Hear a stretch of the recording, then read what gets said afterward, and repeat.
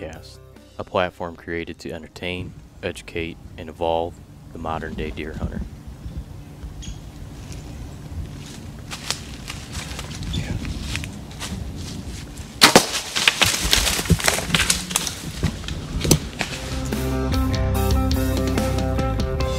It seems like, right? It sounds different than it usually sounds. It sounds like more HD, I guess you could say, like clear. See, you sound normal to me, but I feel like I have a bit of a Sounds a little different. sound normal to you. Yeah, I it don't know. sounds. I don't know. Sounds normal. My ears suck though, so. There's no ringing, so I'm happy. Maybe I'm just on drugs. Drugs. What do you think about that? What's the? Did you see that when it came here? Oh yeah, Where is Yeah. my good spot? it's pretty gnarly. It's interesting how they do that. It's a lot of waste for making one broadhead, right? Yeah, you'd be surprised in the world of machining. Yeah. Goes to waste. Right. Oh, it all gets recycled. Oh yeah, Right. we I just gather that. we don't dump it under the wood chips in children's playgrounds. They melt it down and make some new stock with it. Right. Yeah, I get Do you that. ever like rubbed your hand across, like one of those? You'll be working in a plant or whatever, and they'll have all the scrap from machines, and you're just like not paying attention. And you set your hand in it. Yeah, Well, it's just like metal slivers for a month Dude. trying to fish them out of there. my dad saw a guy when he first started off. He was running a lathe. This guy was running a lathe by my dad, and he was doing something. I think it was too slow, and it had a long curly cue of stainless. I think it was stainless steel, like a giant 3-foot long pigtail, and it went down onto the floor between his legs, and the other end of it caught on the part that he was machining the lathe, and zinged it like a ripcord right across the back of his thigh and sliced through his thigh. I can't remember if it's running too slow or I think it's too slow. You get that long burr like that. Like a big Joe Dirt ash hanging off of there. Oh yeah, dude. Straight up old school bus driver ash. Welcome back, everybody. It's been far too long since I got to sit down with the three you goons in here and do the podcast, man. It's been crazy. Yeah, I couldn't believe it was the Hop Slam one. Was the last time we were in here? Was that January? Yeah, January. it was long before the infalt scouting thing, Yeah. and that was a month ago now. Yeah, dude. I think it was. Well, it was when before does Hop Sam's? Slam come out? Because the topic we talked about was Hop Slam because it was out It and might about. have even been in December. No. No, it had to be after Christmas. Was It's it? been a Yeah. couple months, though, it seems like. Yeah. Beginning of February, maybe? Just wild. before Dan and Fall. Time's flying. Yeah, it was a long time. It wasn't done intentionally. It just worked out that way, right? With lining up some people to come in, and I think everybody's work schedules are. after that one needed to get a good string I of know. quality guests in. Yeah, That was a great one. we had to go in hiding. That one surprisingly had just as many or more social media comments and emails and everything else than anything else that we've I'm not surprised. by pretty that. much done. Dude, I would love to just get rip roaring poo poo down here and just pull out the stops one of these nights and have Jody come pick me up. Just see what happens. I think it would be fun this fall if we can make it happen to do one up at a deer camp, Yeah. you know. But the problem is when we're deer camping nowadays, we're taking it Too serious. pretty seriously. It's hard Right. to burn a morning on a hangover. Yeah. Dude, get a. But No, I've been on the kick, not sleeping in, but getting up early and getting the cobwebs out, having some coffee and breakfast, and just going out at 9 o'clock, hunting for the day. So if we all were on that program, you could do a podcast first thing. could do that. What I've been thought would be fun, and I thought it would have happened by this point now, is there'd be a just complete shit day of weather on a weekend through the winter or spring, and we would all just hang out in here on a Saturday, do some day drinking, grind up a bunch of venison, do a podcast, but it's just everybody's way too busy. The reality of that happening is not happening. Reality can take a hike. We'll have to do a boat day. We'll go sturgeon fishing one night. Do a one podcast this from the one. boat. That Yeah. would be a great idea. Just sit You've there. brought that up a couple times. I Yeah. think that's a good idea. We'll go out and anchor, do some sturgeon fishing, and do a podcast. And we all have to do is hit pause, throw the headsets down, and can man lines. Oh, just man lines while you're reeling the fish in. There you go. Got long cords on these bitches. Waves slapping off the Crestliner hull. We're going to have to get a little more sturdier transportation unit than the old cardboard box, I think, if we're going to start taking this thing aquatic. Yeah, Pelican box would be the key. Something like that. Yeah, wrapped up in foam or whatever. Just cellophane it. Wrap it down in, like, pallet. I can't imagine what Jared Scheffler thought when I, like, when I come walking up with a cardboard box under my arm with wires and shit hanging out of it. I'm like, hey, I'm here for the podcast. Like, oh, this guy bitch is homeless. This guy looks official. I think he would appreciate it. I think, if anybody was going to appreciate it, you're right. It's that guy. You feel like it's pretty sweet, but can't change a tire on a minivan. He's a cool guy. Yeah, that's a good one. I like listening to that one with him. Yeah, that one got a lot of nice people wrote in and said they enjoyed that one too, and I did a lot. I knew that guy would be cool to talk to. I kind of fucked myself over this week and did one with Aaron Snyder over the phone, and now I'm regretting not doing the first one or doing one with him in person. Obviously, it's a bitch because he lives in Colorado, but dude, it's so much better to at least do the first one in person. Yeah.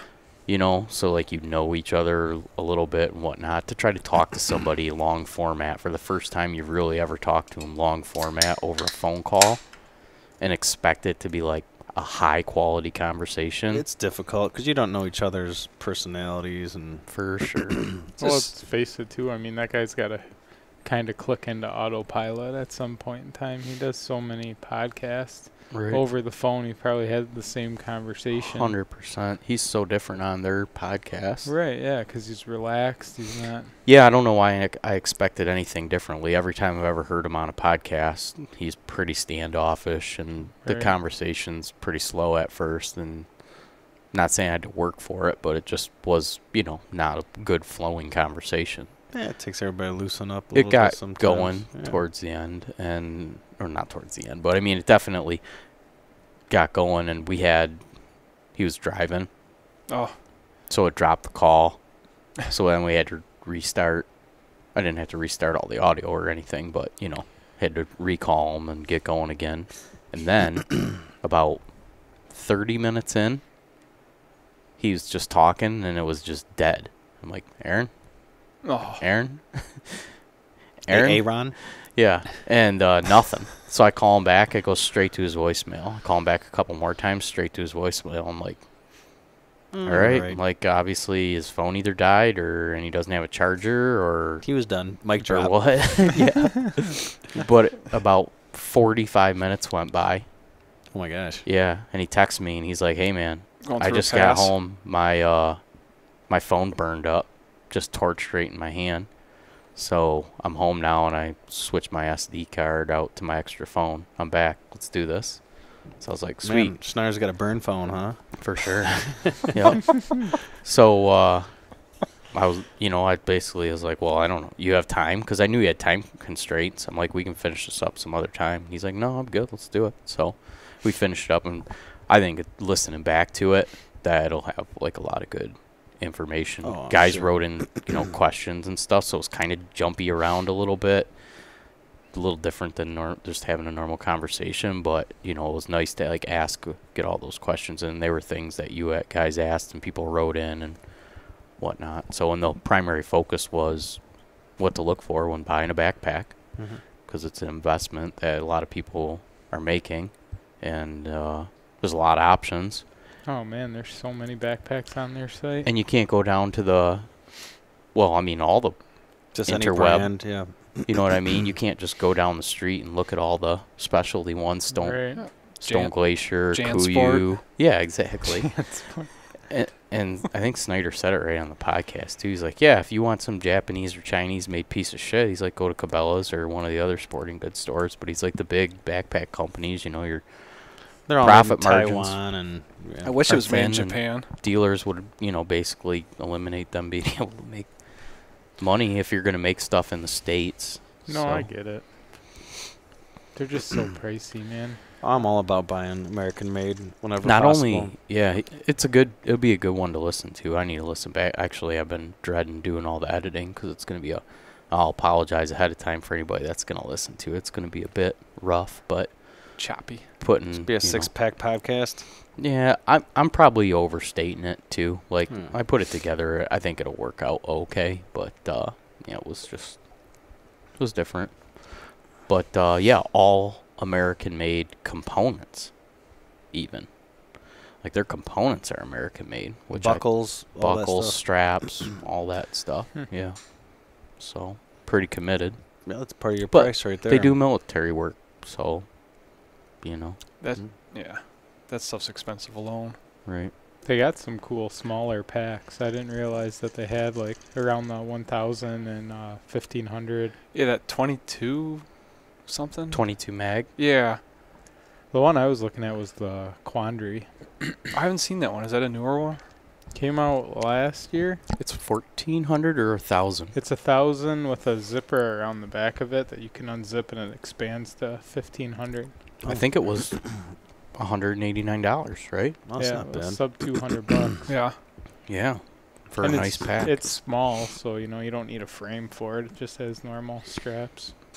But pretty slick, and then it had like a beaver tail pouch on the back of it that you could expand to like cram a puffy jacket in or whatever. Yeah, I like that on that one like day pack I have. Yeah. Real handy. It was the closest one I could find to something that I would want to use for whitetail hunting. Yeah, that's Michigan and Ohio and stuff like that. Right. Yeah. Does he have any that have like bow or rifle holders built into them, integrated? at Some of the all, or- bigger packs do. Okay. They have, Do you want that fan off? Is it? no, we always have that on. Okay. It's a little white noise. Yeah. Help you fall asleep while you're listening to it. No, I'm just working as we go here. Trying to. We actually got a email in today. There's a guy that's in a band and he does all the audio engineering. And so he emailed back like a couple weeks ago and he's like, "Hey, try this." He's like, "Podcast is great, but if you don't mind a little bit of structural criticism."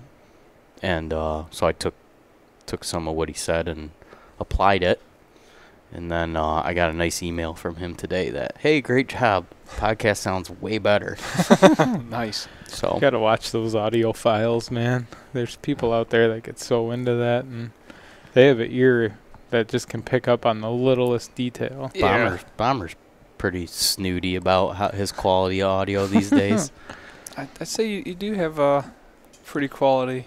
Well, Audio compared on to a there. lot of the podcasts I've listened to, it's a lot crisper than, you know, I mean, you're probably in the upper 70, 80%, I would say, Yeah, at least. I'm jokingly say you're snooty because I mean I obviously I know. appreciate quality audio. It definitely, but you know, I listen to some podcasts that have pretty shitty audio, but Yeah. the content's great. Right. You know? So And it's you not power a deal. through It's it. not a deal breaker for me, but it is nice.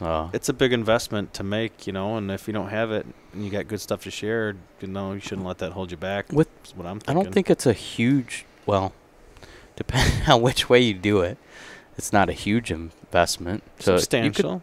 Yeah. start a podcast relatively inexpensive. I think you could do one for sub $500 easy, you know? Well, Right. if you got a if have you a have the computer. laptop. Right. I mean, that's Computer. 500 You don't bucks even can't need a spend on hunting gear then. and it depends if you're gonna sit down and talk with people and need multiple mics or Right, how you're right. gonna do it. But to like a basic podcast, Yeah, you no, could for sure. start for Yeah, and if anybody ever had any questions, if you listen to this and you think that you ever wanted to start a podcast, you are more than welcome to send us an email and we can direct you in the direction of somebody that can professionally help you. It's not me. I don't know shit. Yeah, we probably know somebody that knows something. No, but I could, you know, whatever. Share what you've learned. Share the people's contacts that have helped me. And I think it's great. I think the more people that start them, the better it is, especially when they're hunting ones, because Yeah. I love that. That's all I listen to now, honestly, is the hunting podcasts. There's so many of them. You guys been listening to any, or Yep. I took a break. from podcasts in general? No, just from hunting ones.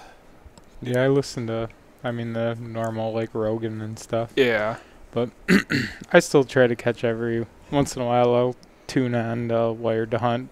I usually listen to all the Meat Eater ones just because those are pretty damn interesting. They're great. Yeah, There's a good variety with the meat eater, that's Right. for sure. It's not just one And it's specific very topic. seasonal, like where they talk fishing and stuff.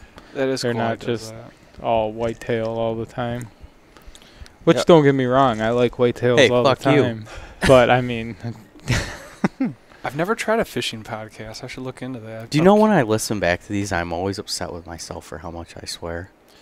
Well, I'm trying to be more conscious of that myself. You guys, nobody else really swears. It's always me. I got the damn potty mouth. I get I've pretty always thought bad you're kind of sometimes. a jerk. Yours are nicely placed. Keeping it clean for the kids. Working in the trades and get to have a couple drinks and sit down with your buddies, it seems like they just typically Yeah. start flying. Oh, yeah. Oh, I've been careful even at work now. Just having young kids around, I'm thinking I need to stop cursing as much at work, and that's all those guys do. But if I do it at work, then I bring it home, and I tend Right. to use the F word like a comma most of the time. yeah, So it's pretty Oh, easy you're to. pretty good. I Too try many. on here at work. I just let it fly all the time. Like on our bike trips, dude. I think that's when we come unglued the most. Maybe I should start trying. Maybe that's the problem. It's half the battle. Yeah, I just don't think about it, which is good. Does just comfortable and sitting down and shooting the shit with you guys. And Yeah. I always realize I swear the most. I'll try to fix it tonight. We'll Make fix some you right up. adjustments. My wife tried enforcing a swear jar in our house when we first had Katie. And, Yeah. Is she the biggest she loser? quickly saw that our bank account was dwindling, so swear jar went away. It's just an extra savings account. Yeah, just moving money from one thing to another. All right. On podcast, I've been listening to Ben O'Brien's podcast, The Nice. Hunting Collective. Have you had a chance to check any of those out? Yeah, listen to the Ryan Callahan interview. I got through most How of was it. that? I didn't listen to that one yet. It wasn't too bad. He talked a lot on it instead of letting. I don't know if Callahan had much to say, but it seemed like he kind of overpowered the conversation. That's a funny gripe. I listened to a podcast and the guy talked too much. Well, It's all talking. the guy I wasn't looking forward to listening to talked way too much. Yeah. Well, just getting into the traditional stuff, I've been listening to the Trad Quest and Trad Geeks and also a traditional, what was it? We just had him on the show. Traditional bow Oh, hunting in wilderness. Yeah, it's Jason such a long one. Frankowiak? Yeah, Jason's Or podcast. Stan Koviak? Sam Koviak. Koviak. Don't look at me. I didn't talk to this Simkovian. guy. I'm sorry, Jason. Sim That was a Smack- good podcast, though. You guys made me dust off the old stick bow. And Yeah. Sim smack my ass. Oh yeah, Isn't that what he said? right, Yeah, something call. like that. But no, I mean that Trad is addictive enough, but I'm trying to suck up as much knowledge because I'm pretty new at that. Right. Podcasts are a good stop. I avoided that hunting collective for a month or so or whatever.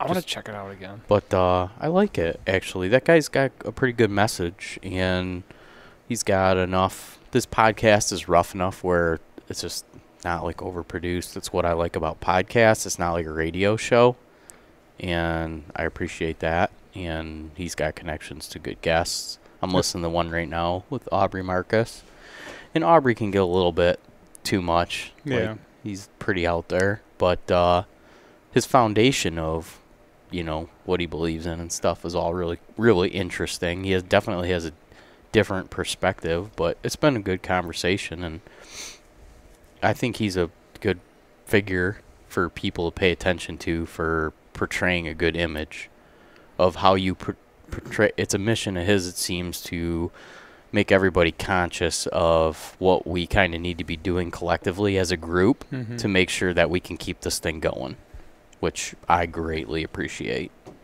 So, No, it's great when you find the rougher podcasts because now it's starting to be like turning on It's the really damn buttoned up. outdoor channel. Yeah, you it's know, Oh. or even Renella I know. dropping ads for The ad thing Yeah. really. Danner boots. I and understand stuff. like why he's doing it and stuff I get like that. like- I'm definitely not hating on it, but it's like I He- hate to listen to him. They though now have started like right in like the most interesting part of the conversation. It's Oh, like yeah. drop this ad suddenly. It's Right. We should just bang him out in the beginning or at the very end like Rogan does. yeah. I wish Yeah. you would do that too. I would be the way to do it. At the beginning of your answer, you can just Yeah. fast forward. Powerful through Joe 'em. Rogan. I mean- Thank you so much, Joe Rogan.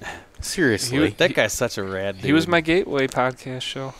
I Yeah. mean, I get it. People want to make money doing this I kind get of it, stuff. too. But Right. the whole platform was kind of to rebel against that Yeah. shit. And now it's just slowly, not even slowly, it's just fastly. Right, I'm sure they're leeching into probably it. good stuff, that he's Right. talking about. It's just, I don't know, who just- wants to hear that? I just Really? tells people, like, Nobody. look, like, don't give me any bullshit. You're going to make your money whether I do it in the middle of the show or not, so I'm not going to screw up my show. I'm just going to do it in the beginning of it. Yeah, I but think when Steve you're could make the when call. there's big dollars put on the table and there's Right. contract agreements. It's negotiated, I'm sure. Yeah, and down to the T I of doubt where they- Ranella was the one that sat down and made the deal. You know what I No. mean? Like Oh. he's got producers and whatnot that are Right. hashing all these things out. So at that level, that's what typically happens. Right. No, I get it. Ranella, you don't think Rogan probably called Ranella and said, "What are you doing? I told Well, you he not to did do it. that." You know? He did it before. Like right when that podcast started, Meat Eater, he did commercials. Then they went away. Yeah. And now they've come back Full into it. force. And now they're actually dropped right into the middle of the podcast also. So Right. And it's not like those guys don't make plenty. I would think they'd make pretty good money off their other platforms that they wouldn't have to. I would think. But They're sleeping at night. Right. And Right. you're still going to listen. And like I said, I mean, yeah, and that, I mean, don't get me wrong, I still Oh, listen yeah, to the show right. because there's so much quality stuff on Yeah. there.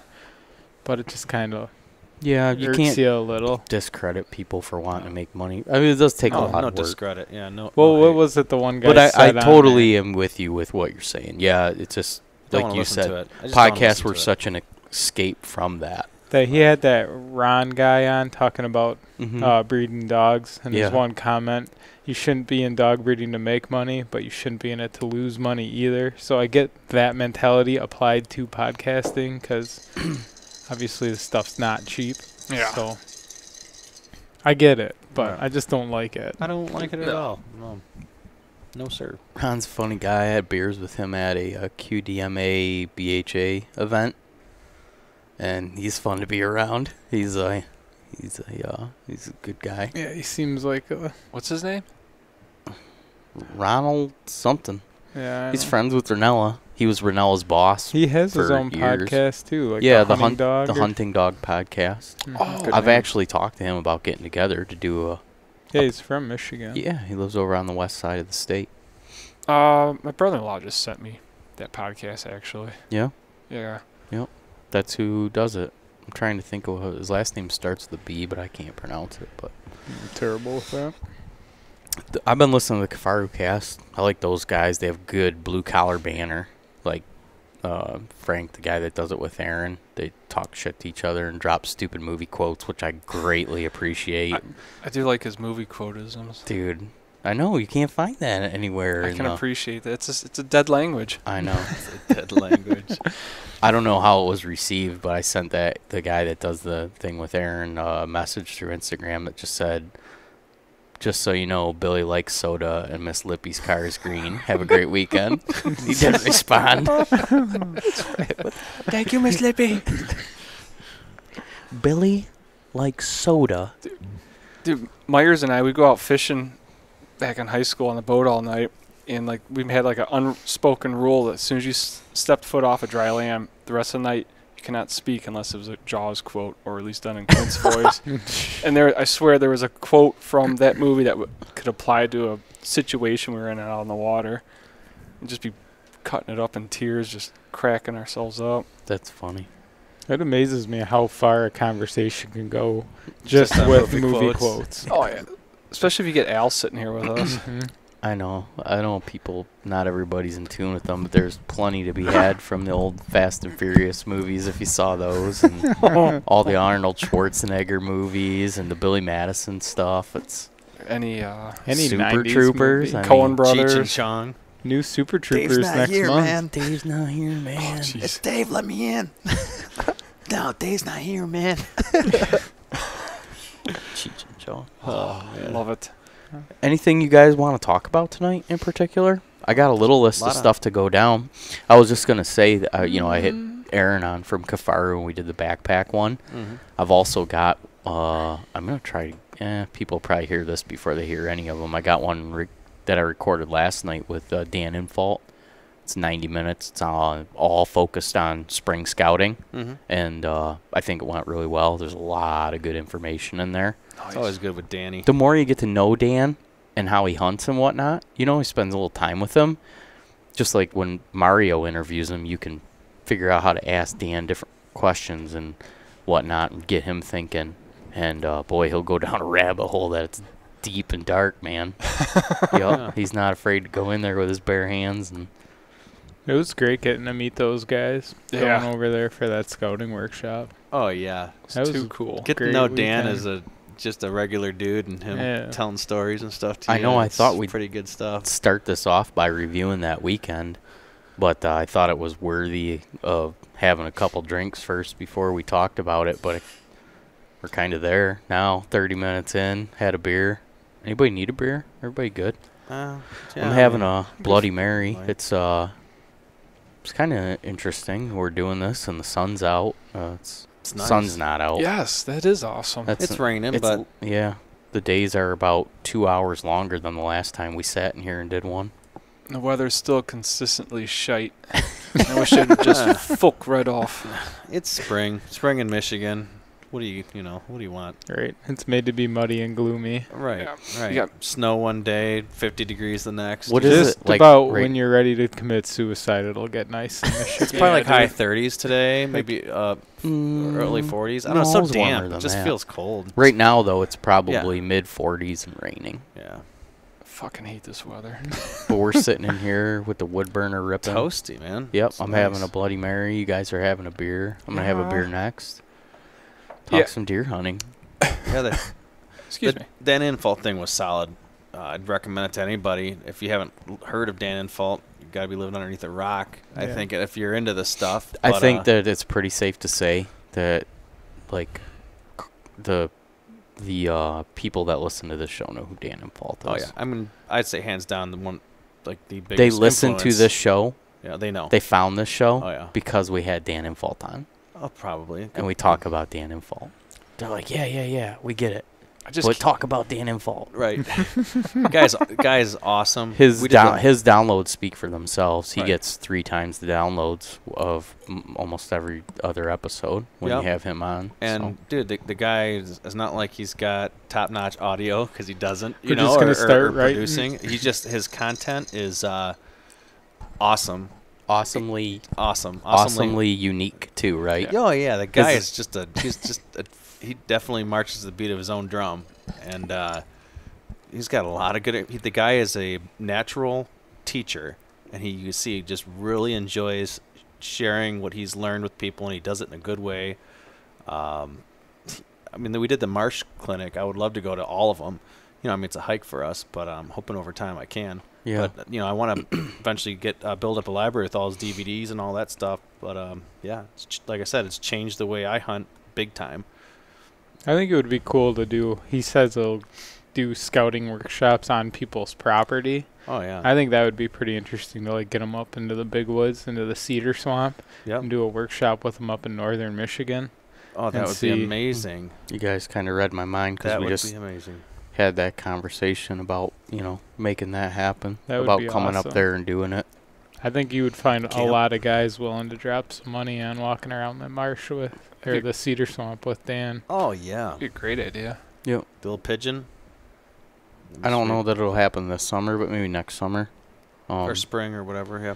It'll probably be like I don't know when he would want to do it. Yeah, summer's not ideal. He'd It'd be probably want nice to do to it this get- time of year. Get in there before the ticks. Damp days up at Jeez. Buckhorn. Damp Buckhorn damp days. That was the theme for your bachelor party, Yes, it right? was. It Damp was a days, sloppy just weekend. rained. It was a sloppy mess the whole weekend, as were we. Oh my. 'Twas a gosh. night much like tonight. That was a memorable weekend for sure. Oh God, the amount of explosives. I remember bonging a beer out of an elk skull. It's pretty solid. Yeah, Blew up There's 2 a video trees. of that floating around Yeah. somewhere. yeah, I have those videos. I have gotta those find all the videos. You know what I videos. should do? I'd send them to you, and you should just throw them up on the YouTube Just page. some short clips. All you need to do is just put What I'll do is I'll just start hiding them in our podcast videos, Well, so people got to watch those. Just a quick flash. I don't think that you'd have a hard time getting a lot of views on one that you can title "Giant Tree Blown Down by Tannerite." Right. Well, that would definitely Dude, work. Man shoots rifle, explodes tree with Tannerite. That's a good title. Yeah. The look on your face when I went to grab my rifle from you when you shot it down was you're catatonic Oh, with yeah. joy though. That was It was amazing, amazing. right? The whole weekend was great.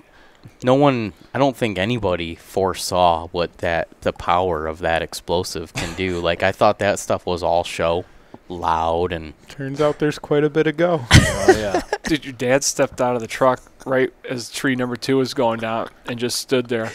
He wasn't around long after that. so what we did is notched a couple large maple trees with a chainsaw, and then we inserted a canister of 2 pounds of tannerite. First one was 1 1 pound. pound. The second one was 2. Like a mayonnaise jar size. We had to double it the second time, of course. and we went back about 75, 75 Right. 80 yards. Right. And with, what was that, your M1 M1 Grand? Grand? Yeah, 1943 Springfield. That was correct? the second one. The first one was M1 Grand. 30-06. So the first Yeah. one was my 30-06. 30-06. Yep. And the second one was your what? M1 Grand. Yeah. Which is a 30-06 too, right? Yeah, 8 shot. Iron sights. Yeah. And you just Obliterated split her him. right Oh my down the gosh. middle on the first try. That Wait, weekend I was wait. a crack shot. Dude, And the tree looked like a friggin' missile came out of a jet fighter and hit it. if anybody's seen What About Bob, it's like the ending scene where Bill Murray's singing Happy Birthday, Dr. Leo, and Richard Dreyfuss just goes, Bob, the jars around your neck, where are those? Jars? And the house explodes. That's what those trees looked like.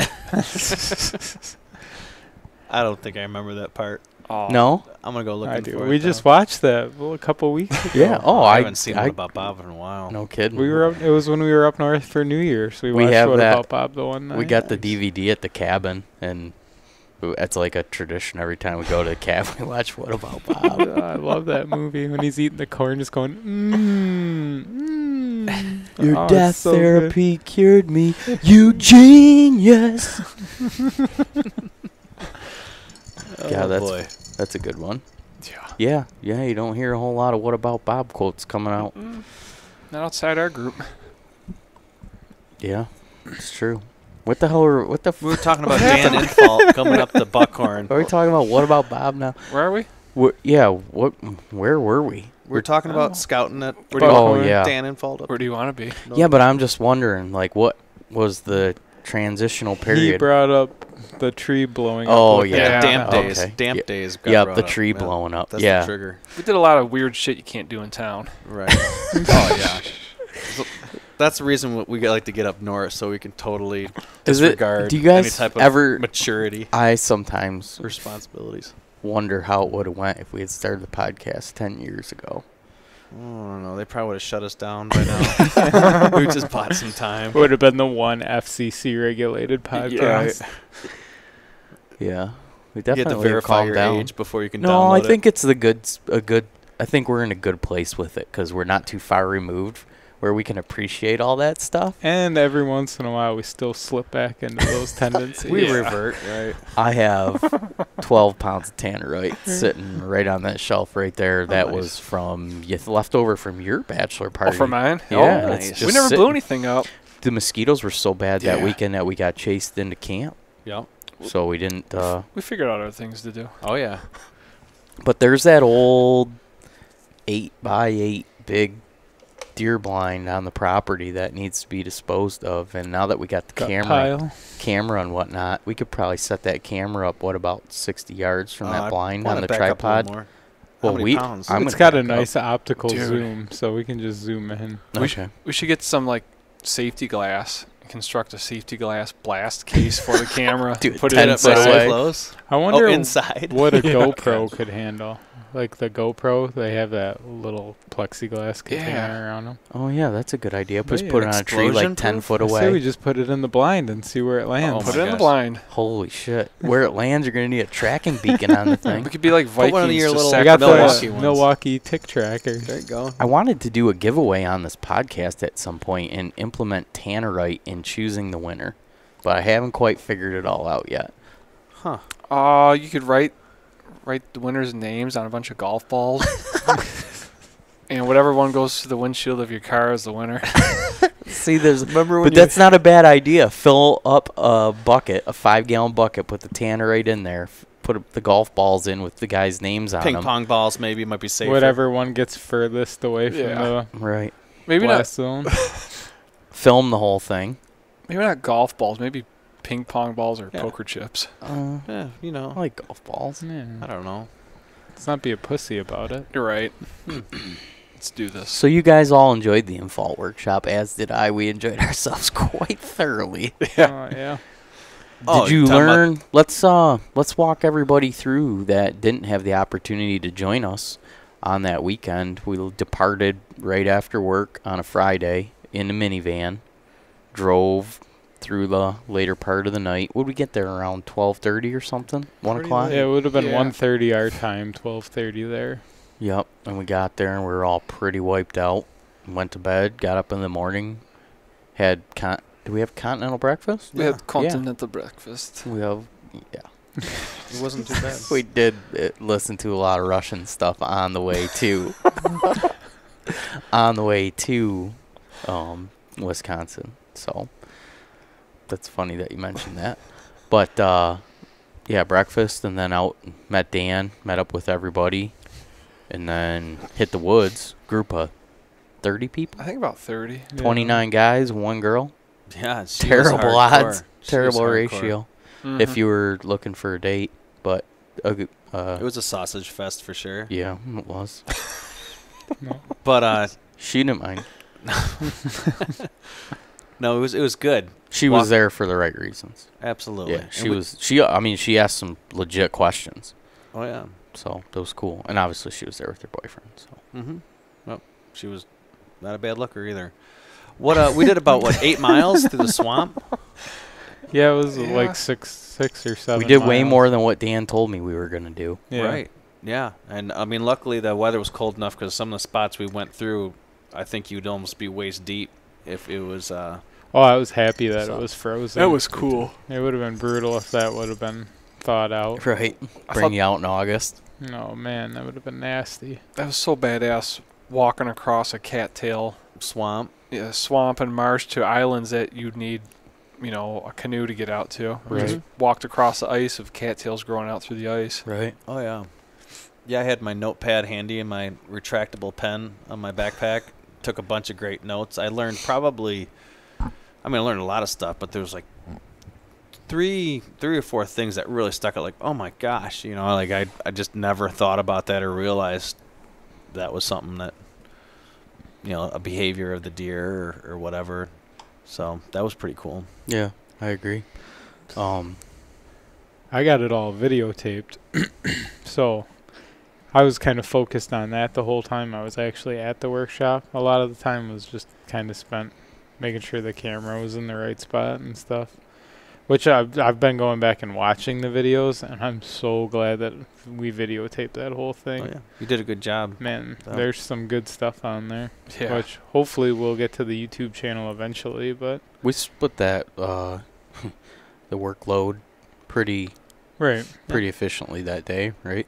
Mhm. Did you do anything with the Exodus videos There's that we just did? a couple clips, but the problem with the recording with those things is because the microphone is inside Oh, a it's plastic horrible. I'm sure the housing. audio is Yeah, horrible. if you bump that, it's just really loud and obnoxious. There was a couple good clips, and I do have them saved, and I will use them. Wonder if you could dub over the You could, yeah. but that involves work that no one has the time to do. Ain't nobody got time for that. Ain't nobody got time to be dubbing audio over trail Mm. camera Right. clips. It was a cool idea though. No, No, I mean it was my original thought. Right. Right, we were gonna put this, this cool video together, and Oh yeah, I got 4 hours of video. I think I've released 6 minutes of it now. Nice. Oh, It's jeez. a lot of work to go through all that.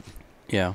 we need to sit down and just watch it all and like write down, make a video of this, make a video of that. Like that's a great idea. We we could should plug just it break right it into down, the TV and let's break it cut down this into, right like, now and do 2 that. It hours, sounds way you know, better. or 4 or 2 hours or 1 hour, and just watch an hour, write it down. Because I just don't have time to sit there and go through all of it. Right. It'd be fun. That'll be cool. Would be a great podcast if we just sat here with these headsets on and Listened. watched it. Well, It'd be sweet if you could have the audio running into the podcast and then us like commentating, like talking over it. That would be pretty badass. Like would be Mystery fun. Science Theater 3000. Yeah. You could set the Well, camera up back here, and you could actually see the be video while we're like talking. Scouting Workshop director's cut. Or Beavis and Nice. Butthead watching videos. Yeah. director's cut. Probably more close to Beavis and Butthead Yeah. watching music videos. So, Wisconsin seems like the land of opportunity compared to over here, right?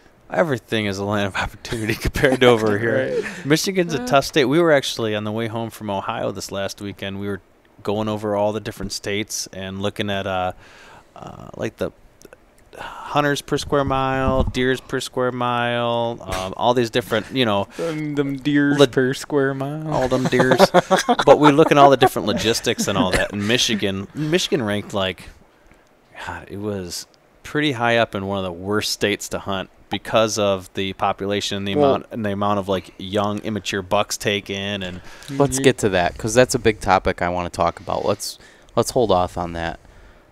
And the next thing I want to do, you guys just went down to Ohio and scouted that. I want to get into that, but let's focus on wrapping up the recap of the Infault workshop. If Yep. there was anything else that you guys picked up. I mean, I felt myself, and Bomber commented on it, on some of those spots that we went to. If that was southern Michigan, there'd be a 15-foot ladder stand there. Oh, yeah. Oh yeah, there's no signs of tree stands. We didn't I mean, see I'm a single, sure it did we gets- see a single tree stand? No, not a one. Well, I think you have we've to seen take some your stuff tacks, down.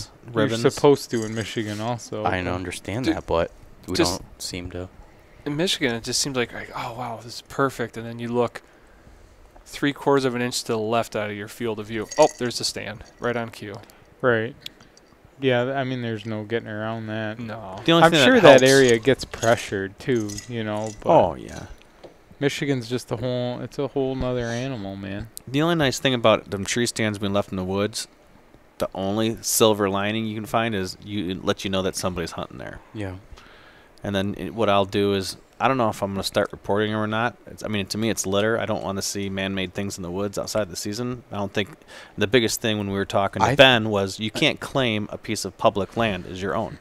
Right. You know, so I'd like to see that come down. And The one thing that I learned, which was a pretty good tip that Dan had regarding tree stands left up in the woods, is I'd let you he'll know. see them there, and yeah, they're deterrents for people who like, oh, someone's hunting here.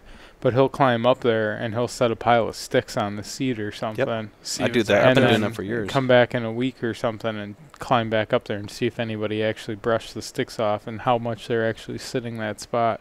Yep. Because you could set up 3 trees over, you know, and that everybody else is seeing that stand and walking right past. Well, it that 'cause guy they're like- might come out and hunt opening day of gun season, and Right. then Right. that's it. Yeah. Yeah, I'll Right, set so- sticks up on the bottom of the ladder and weave them in there so the wind can't blow them. And I know somebody's got to move them before they climb. You know, just there's different little things you can do. Right. But it was a good way because the stand itself is going to be a natural deterrent for any other hunter to sit around there. And to find out a way, you can just give a quick visual check to see if anyone's actually sitting in it. You know, I always leave my bow ropes on my semi-permanent. I always tie them off in a very certain manner. To see if somebody else hunts it. If somebody else was to go up in that tree stand, I don't think there's a chance in hell they're going to retie that bowstring the way that I had it exactly. Unless they're, like, super conscious of what I'm doing, you know? I've been fooling them for years. Yeah.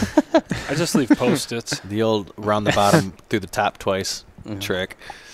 The bunny goes over the hill Yep. and through the loop. And Little Ela goes into the hole.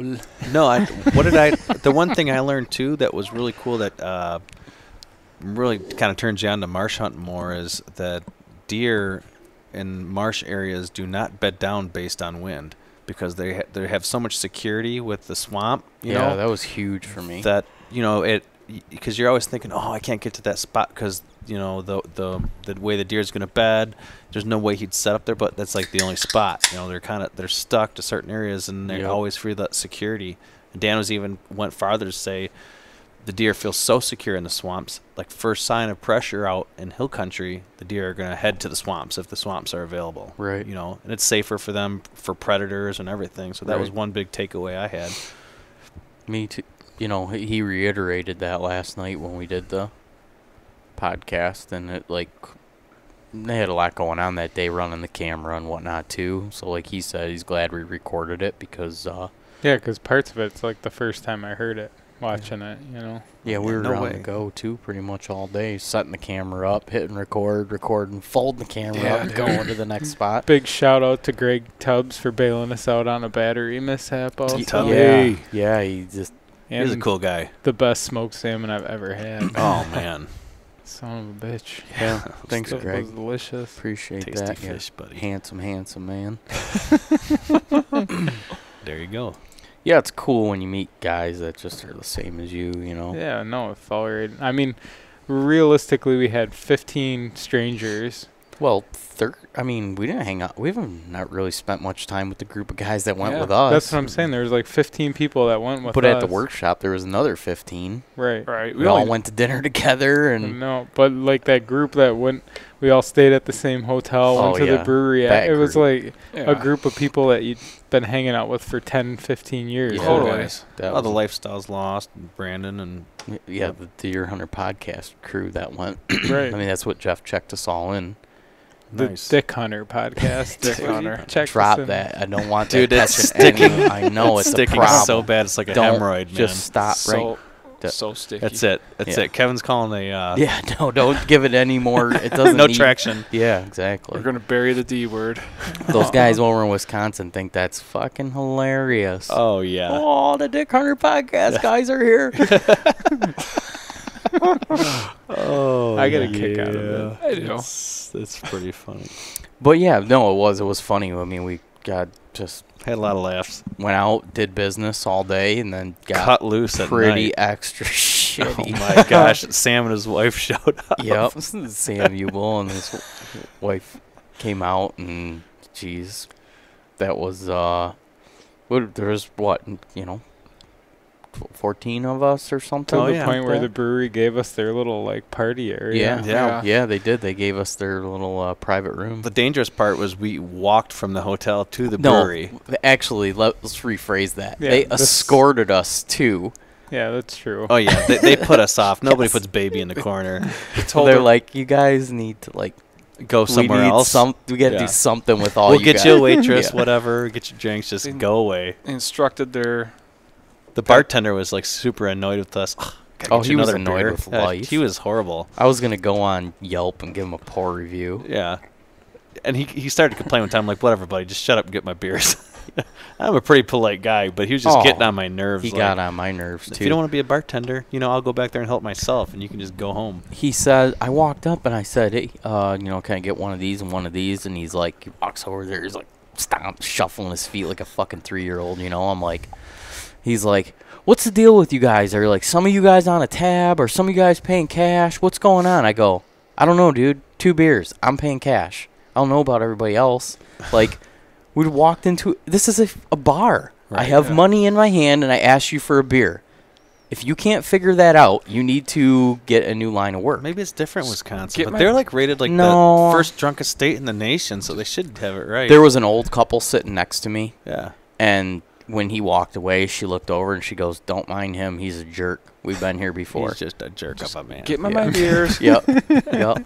Give me my beers. Go home. Watch Cocktail a couple more times. Maybe you'll figure it out. There you go. So I wanted to go Roadhouse on him. yeah, Sam Ubel and his wife came out, met up with we went to dinner with Dan and everybody. Right. And that Place was restaurant great. was what, maybe 20 or 15 minutes away from our hotel, Yeah. It was Sliders. half hour or something. where we all had a meal, and Dan looked over everybody's maps, Mhm. and that was an absolute blast. Tell me some Everybody good stories. Socialized. We talked hunting stories. What a great Oh, time. Oh, that we was had. awesome. That was a lot of fun in that restaurant. He's Yeah. a cool dude. Yep, and that was a cool spot too. Like they picked a cool spot. I could have hung out there the rest of the night. Huron something or other. I can't remember. What would we call it? The goose or something? The old goose? Give We it- had it Jason totally kept wrong. calling it Harry's. Oh, Harry's. That's right. But we could have stayed there all night, but the problem was we wanted to have some drinks, and it was too far to Oh, drive. Yeah. Obviously, any driving is too far to drive when you're drinking. Right. So we decided to go back to the hotel, and there was a brewery in the parking lot, and we walked to there Yeah. and spent, I don't know what time we got there. Wasn't late. We No, basically it was closed like it 9. down. Oh, we did. Not basically. They were getting, they were putting the They were chairs shutting the up, lights and we were off, like, yeah. yeah, another beer. And they're like, no. Nuh-uh. I think they closed No, at uh-uh. midnight. They Yeah, shuffled us out breweries. the door. Brewery. Yeah, not a bar. It was a brewery. Right. So, yeah. Yeah, so we got shuffled out of there at midnight, went back to the hotel, and then the hotel had, like, what were the pool hours open, or did somebody Oh, no. wedge No, the door no, open? Somebody- It was closed long before we Yeah. got there. So how did There was a curling team in there from Who- Chicago. Oh, okay, They so let us they in, were in kinda. there. We Ryan and I went down there and knocked on the door, and they let us in. Right. Yeah. They had like their private little curling pool party.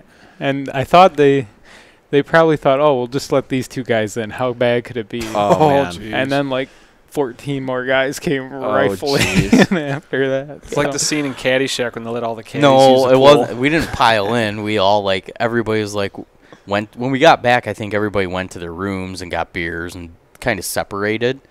But then everybody was kind of like looking for each other and like, where are you? Where are you? Like, oh, we're down at the pool. Oh, all right. Marco. And people just kept yeah. showing up. Pouring in. And then like the curling team, more people kept showing up. And Mhm. before you It knew was it, there was interesting. 30 people in their underwear in a pool at 1 o'clock in the morning at a hotel going crazy, passing Oh, around there was- fifths of Fireball. Oh, there's beer Yeah. cans rolling around the pool deck. It was At insane. one point in time, I look up from the pool to see Ryan standing outside in his boxer shorts. It's like 18 knocking on the window for It's somebody to let me it's in. under 20 degrees outside, freezing rain, and he's just standing out there in his underwear, Steam's pounding on the pouring glass. off of them. I took pictures of my bare footprints in the snow on the concrete because I was running out to grab my flask with Crown or something. Like, oh, we need this. So I run out and I get locked out, of course, and I'm just freezing. Well, I remember people are like, we need more beer. We need a beer run, a beer run. It's like 2 o'clock in Oh, the it was morning. bad, yeah. Everybody's just poo-pooed to Yeah. the max. And Time then to go that to one bed. guy came running in. He was a little flamboyant, right? Not flamboyant. He was very openly, aggressively gay, correct? He was a homosexual male. What did he yeah. say? There's nothing's a bigger bummer than a hot tub full of chicks and straight dudes. Oh, yeah, he was really disappointed. And we're all just sitting in Yeah. there in our boxer shorts, and we're just like, huh. Yeah, I mean, I was Alright. cool with him, but he got a couple Uh, pretty close a couple of times. Had me crawling out of there. Like, all right, buddy. Crawling out of Well- your boxers? Or out of the hot tub? Out of the hot tub. Out of the hot tub. He's too sassy for your pants. Yeah, He, I mean, he uh, thought all my jokes were funny, though. well, Built up your confidence a little bit. Yeah, it made me feel special. well, he for him came one in night. with a fifth of Fireball and took the cap off and threw it in the garbage Yeah. and started passing that thing around. And I was like, all right, it's time for me to go to bed. Yeah, we stuck around. No, yeah, I remember it was like Dude, 2 you in the guys morning. were, Bomber and I were swimming, having races back and Yeah. forth in the pool. You guys are little fishies. You're pretty quick. What was that? Yeah, Jason and I went up, I think, about 1:30. Yeah, it was after 2 when I got back. To Yeah. But lot- that's when everybody started doing shots, and I was like, That's what I did done me one. in. I did one, and I was like, I'm out of here. Like, there's no way, dude. I've been down this road before. I don't like this road. I had an Oh, 8-hour hangover all the way home Dude. from Wisconsin. I rode that road to the bitter end.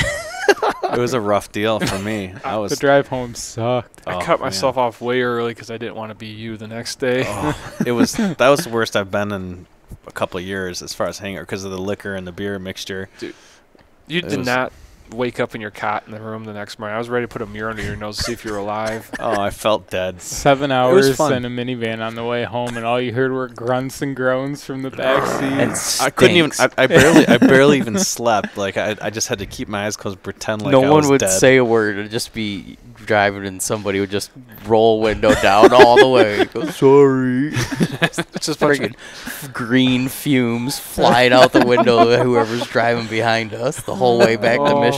Sorry. What is that car burning green oil? What's going It on? was the chamber of farts. I like your tactics though. The night when we got back to the hotel room, you got fully dressed and went to bed.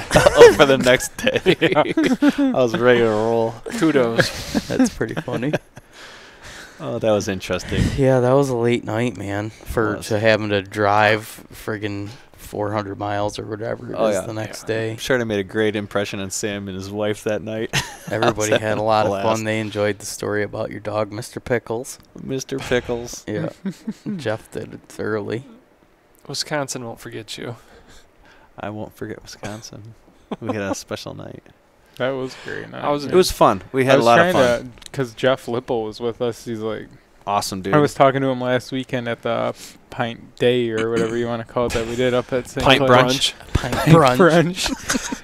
And I was like, yeah, things got a little out of hand that night. I was like, That was nothing. you don't get us out all that much, you know, and when we do, we just tend to cut loose. So Well, let's face It's it. a When's the recharge. last time that we did anything like that? Right. Years.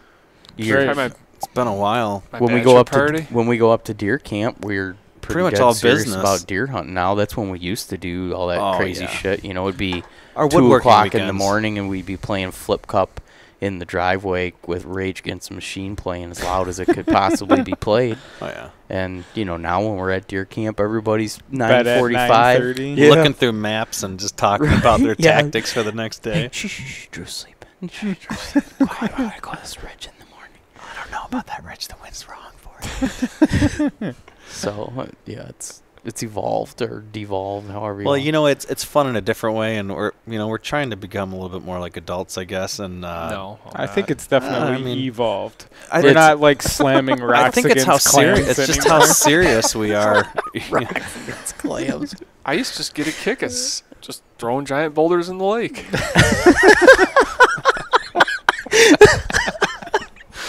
Oh man. Just sitting down there all day throwing rocks in the lake, laughing. Electricity changed my life. Oh, that's funny. Good times. Dude, I need a beer, please, I'll for go- God's Can I- sake. do Will you you have give an me a extra one? Guinness? Yes, I get to one. I think I'm out. I will get you a beer. I didn't come very prepared tonight. I'm on my last You came one. very prepared. You're always prepared. Me? Yeah, you're never not prepared, dude. There's something will come up and you'll be like, hey, I got that. Well, Hey, I got that too. I got that from my old man. I'm just saying with my beers tonight, I wasn't very preparedness, like 72-hour preparedness. I'll have Yeah. Is there a Guinness in there? I figured since it was a little earlier, I'd bring. Grab me a couple Guinness and a extras with PBR me. so I Right. don't have to ask you to get up again. I found the Guinness are great for podcasts because the nitrogen doesn't have you burping. Oh, that is nice. I'm all set, man. Just so everybody knows that listens to this. You got an extra brewski, man? Whatever you got in there, I don't care what it is. It could be like a 3-year-old PBR or coconut. God, I was right in the middle of this like really sounds- heartfelt statement, Ryan. You cut me off. Oh, I'm really sorry, buddy. It's okay. I was I'm just a gonna drinker. tell everybody that I'm appreciative of them listening to our podcast. Yeah, thanks.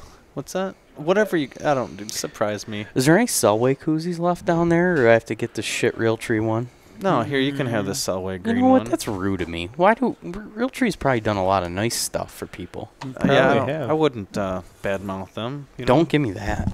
You're such a prick. Oh, I'll take the Chris Craft one. That's a nice choice. Yep. I've got a few in my truck. I usually keep a here's plethora the of koozies in my Stole truck. this from my dad, and he's yet to discover that it's here. I can't imagine that it's gonna last another summer, but I was drinking out of it when you had him over here on the show. oh really? Oh, was he eyeballing it? Oh, I got one just like it. I used to, at least. That's a Oh, you just dumped it. Jesus. I Inspecting gotta your imagine koozie. that's a pretty old koozie, right? It's a nice Oh, one. yeah. Yeah, original Chris Craft. For anybody that doesn't know, Michigan. where we grew up, Algonac is where the original Chris Craft factory is from, World renowned. and has quite the deep roots in bolting culture. Mhm. Correct? Yep. Christopher Columbus Smith, him and his brother Henry founded the company in 1874. Right in Algonac, right? Algonac, Michigan. Right on the river, building boats and pushing them right in. Yep. Original plant was at what is now the Harbor Club. They had an electric train that ran from Algonac all the way up to Port Huron, which is now part of M29. Oh no shit! Yeah, and the bike trail. Wasn't there other wooden boat manufacturers from Algonac too? Right? Yeah, I think Garwoods were made in I think Garwood's remained Detroit. There's Hackercraft. Macecraft. They're still in business, yeah. Yep. But like the big three were like the big three of wooden boats were Chris Craft, Garwood, and Hackercraft. It seems like. Man, it's pretty interesting on the water in the summertime around here. Seeing all those pieces of wood and history still afloat. I like how those guys just bailed on us to go outside and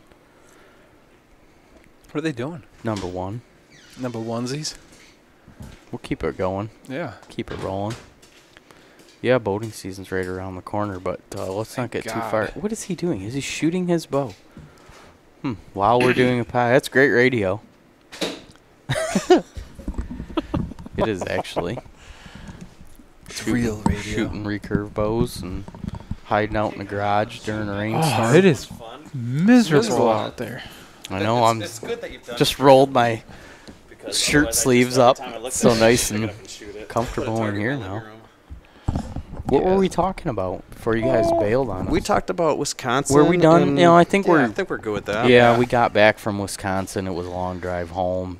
For me, No one felt great. We stopped at a really weird Taco Bell in the middle of the state of Michigan. The strangest longest bathroom. Yeah, it had like a toilet and a sink, and it was probably like what 15 foot long. Yeah. the Long. toilet was. It felt like you were tripping, Seemed looking longer down like a than long that. It hallway. was like 25 foot long. I It was feel like crazy. It was from The Shining or something. I feel like it would just be inviting for people to see how far they could take a piss. I don't know if you could hit 15-foot mark. That's pretty impressive. You got a healthy prostate, my man. See that was a deep toilet. And then, yeah, the whole Taco Bell was weird. I don't know. Anyways, Let's you want to buzz over what you guys did this weekend? You went out of state, Yeah. went scouting. Yep. Be very cautious of giving away any kind of locations, counties, or whatever. Alex Cerviniak texted me yesterday that somebody that is a listener of the show was out scouting the island in the swamp. Really? no, They not said that they the weren't. island. Sons of bitches. The island. Did they make it out alive? I don't know. Well, he said they weren't on the island, but they were. He said he presumed from how they were dressed and what they had with them that they were either going to or coming back Well- from. How he knew as a listener? Maybe they just found autographs. He thought that was really weird because he was out there checking beaver traps. Okay. And he's like, can't believe I ran into somebody out here, you know? And he said the guy was all decked out in like First Light and had like a brand new bino case on, and you know, he like He was- looked the part. And so Alex asked him if he knew who I was, and he said no. And then in conversation, then like a little bit later, asked him if he happened to listen to the Deer Hunter podcast, and he said yes. So Stay off there, you son bitch. this is my island. Well, these guys, when they were down in wherever they were, they sent me a postcard of this Don't give it away, dude. Shut up. this ridiculous Shut up. shit written on it. And I posted it on Instagram, the postcard, so people could read it because it was just ridiculous. If you haven't seen it yet, my go to wife Drew's Instagram. pulled it out of the mailbox, and she's just in tears at the end of the driveway laughing. You need to clarify a little bit better. They went they went scouting. They went You scouting. couldn't go. I could not go. So from the hotel or motel that you guys stayed at, No you tell. bought a postcard and mailed it back to Drew, exclaiming how much you missed him on the scouting trip. Am I correct? That's a fact. That is correct. So I posted it on my Instagram, and later in the day, my wife comes down. She goes, "Hey, you should take that or figure out a way to edit our address off of there because it was the picture of the whole postcard." I'm like, I don't give a shit about that. Anybody can Google my name and see, where I live. Well, then I saw the return address, and it was the town that we were scouting, and I instantly deleted it off of Instagram. I was like, Oh, you No took it one- off? You didn't like sponge it off and then no, repost it's it? gone. It's gone. So you were more concerned that Thank your you, Drew. hunting location Yes. I appreciate was that. going to be jeopardized I would versus your. just- Yes. I would edit it, photo, and put it back up because it's pretty good humor. pretty good humor on the. Yeah, I will. I'll figure out a way Get to it edit back her up there. back up, but It would mean a I'll lot just to the three blur of us. out the return address and leave my home address. There you go. All the hate mail can go to your home address. But no, we it's kind of now this is the second annual scouting trip since we started to hunt Ohio. We go down there in March, about the same weekend. This is actually later in March than we went last year, but and we took an extra day. We took Friday off of work, drove down Thursday, scouted all day Friday, all day Saturday, and then did a little road scouting on the way home on Sunday. But so. What were you giggling I'm about? fucking thinking about him saying that how much he misses throwing rocks in the river. Dude. That shit cracked me up. I'm sorry. Simple No, it's all times right. for a You just boy. had some weird grin on your face. Yeah. But so, anyways, we went down there and scouted a bunch of public land, and that's basically all we're hunting down there. That's you 100% said it was of some what pretty we're- rugged terrain, huh? Yeah, we went to back to the area we went last year, and then we went to another area in the general facility, in that general area, and Mhm. it was way more extreme. One of the guys with us found a shed, which is cool. Just half of a 6-point or so. It was a 3-point shed. But we went and scouted, saw got good deer sign, covered about 20 miles in 2 days through hill country and swamp. Got torn up by pickers. We actually had ticks on us too. We found probably like 20, 30 ticks Last between the week? three of us. Yeah. What? Yeah, I know. That was like a huge away bummer. from me. I hate ticks. But so we scouted that all out, and yeah, it was a great trip. It was a good time. You missed Drew. And we missed Drew a lot. So the first night that we were down there, That means keep it going. I gotta use yeah, the bathroom. yeah, I Aw. gotcha. I can read the I postcard. thought you were gonna. Yeah. Really Oh, you well. brought it with you? You got a picture of I it? got a picture. So, of it. anyways, we were really missing Drew the first night. As soon as we got down there and we paid for the hotel, and I was talked to the guy there, the keeper, and he had a little carousel of postcards up off the desk, and they had one of a picture of the hotel, and I asked him how much for a postcard. He said those were there like before I bought the place. You can have one for free. So I dusted it off and said we need to fill this out for Drew in the morning and let him know how much we miss him.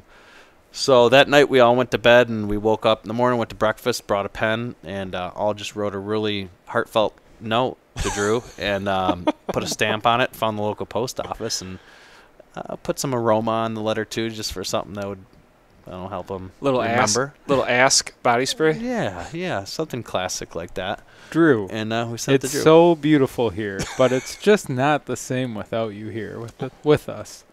But there is still time. Come be with us. We care for you so very deeply. XOXO. That was mine. This trip has not been the same without you, but don't worry, I will find plenty of sheds. I'm sure I can share one with you. That was Let- Nick.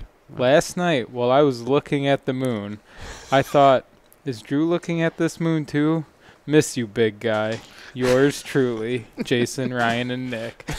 We had some flowers and stars and hearts on there too. Yeah, there are. There's a nice flowered picture. It's smiley faced, and We missed you greatly. That's I miss true. that. The feelings were all mutual, guys. What's and that to miss? it really meant a lot to me to get that in the mail. So, anyways, I guess I'll spill the beans about your Stockholm stand. Yeah, was I don't even kind know of teasing this. you about it. It's a real deal.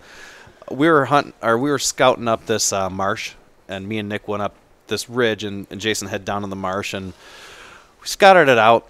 It was super extreme. We got up the first ridge, and it was a sheer cliff down, and then you look down in there, and it went straight down, then another sheer cliff up. Like it would be, I don't know of anything that would go in there. So I mean, I scouted around. It was on the edge of private, and didn't spend a whole lot of time up there. Came back down. I just wasn't feeling it. And then the next person to show up was Nick, and then Jason showed up, and he wanted to scout this marsh a little bit more because he was finding a lot of good sign. Found some good beds and rubs, and it was right in between two roads. It probably wasn't any more than 500, 400 yards across between the two roads, and it was like a long, skinny piece of property, and these roads kind of, I don't know, they met on one side and split, then met on the other side. So he wanted to scout that more, so Nick and I took the truck and went and two-tracked it up in this hill. And so we're up in the hill, and I'm definitely in 4-wheel drive. It's super rutted up. It's almost a cliff down to the left and then a ridge up to the right. And we're swerving our way up. And we came across this like old, decrepit cemetery way up in the hills. Like, whoa, where'd this thing come from? It must have been like an old homestead or something like that. So Nick said, let's get out and take a look. So we got out and started walking around, and we're looking at the dates on these tombstones. And the oldest one we found for a born date was like 1780 or 1770. Jeez. Yeah, it was like I think it was like 1786 or something like that. It was the earliest That's born date. crazy. So that was super old, and I just find That's it really so interesting to think about people way back then. So we're walking around and we're looking at these gravestones, and a lot of them are tipped over, unfortunately, to vandalism. And we looked at one of the names that was really prominent on the tombstone. I said, well, Nick, let's just take a look at, just Google it. Google where we're at and the last name and see what comes up. So we hop back in the truck and we're heading down, and I'm trying to pick another spot to get out and scout. And Nick looks up at me and he's like, dude, you're not going to believe this. This is super weird. I'm like, what is it? And he starts to read the story. I'm like, dude, you're making this up. So he just reads me this really creepy story about this family. And at one point, they actually, back in the day, the husband was hung for like murdering one of his kids. Oh, that kind of hung. Yeah, All right. like hung. Yeah, yeah. So he murdered one of his kids, and they convicted him and hung him. Well, then his wife like lost her mind and started to poison the kids. They burned her at the stake, buried her, and then her kids kept on dying. So they exhumed her body, severed her head off, buried it outside of the cemetery with a headstone, and then back in the cemetery with another headstone. And then there's like rumors to be haunted and all that stuff. So this super freaky story that Nick's That's reading, awesome. that people go up there all the time, and it's just the craziest story. And that's why we just said you get the stock. That's cool. So we You're set just up dropping we- me in a murder mystery for I want me. to camp we there. set up Drew right by the spooky cemetery, and that's we're gonna see how his hunt goes. But we scouted that area. A couple other spots, like I said, they're really extreme. A lot of times, like one of us would go up the ridge and the other one would go down, and like a lot of them were swamp areas, down in between the ridges. Mhm. And so we usually had a couple people go up and down or whatever way. And I found one area that if a deer made it through this last season, there is an absolute stud down there. I mean, probably 4 foot high center on the rubs on the trees. Ooh. Just You're not supposed to pay attention to that stuff down in the valleys What's because that? the thermals and everything. Aren't you supposed to stay up high on the ridge? Well, there's truth to a little bit of all that because, I mean, like you said, Dan said the deer will go from hills to the marsh, and Right. this, once there's any pressure. So they're tended, for us, the sign we would find more than not, I thought, and a lot of the stuff is rubs and scrapes and stuff, not necessarily bedding, but was down in the valleys, in the flooded swamp areas. Now, these weren't, these were pretty extreme areas that are tough to get to. Right. Like you would sink down and lose your knee boot, like sink right down to your knee. So I'm thinking that the security in some of those areas, because of Yeah, those marsh areas, I always heard and read that you shouldn't, like the sign is going to be down there, Right. obviously. Right. But you shouldn't attempt to go down there because of the way thermals and the wind swirls and everything. There's It's just about impossible yep, to That's get the probably- jump on. there's probably some truth to a lot of that, but sometimes you got to Right. do it. And we picked a lot of spots that were up in the hills and the wind tunnels and all that stuff. And we did find a lot of sign up on those benches, that military crest, like Dan talks about in his workshops and videos and all that. But we did find a lot of good, solid sign and a lot of spots that we don't believe that there's a lot of people hunting. So, yeah, no, it was a successful trip. Like I said, 2 days from almost sun up to sundown, 20 miles. And then we road scouted a couple spots on the way home that were closer for us to make a day trip down and hunt. We think we want to go down maybe in a couple more weeks just for a Saturday and scout one piece that we found. I'd be up for doing that for sure. Super awesome. So how are you feeling that the manner that you're approaching all this is pretty effective right now, as how you guys are getting together doing cyber scouting, Yep, we've had several meetings. have a plan when right. you go Yeah. down there. Yep, we've had several meetings. We all look over maps. We pre-pick out our spots, cyber scouting, and looking at topo maps. Yeah, I think that we're really efficiently using our time when we're down there by having those areas pre-scouted.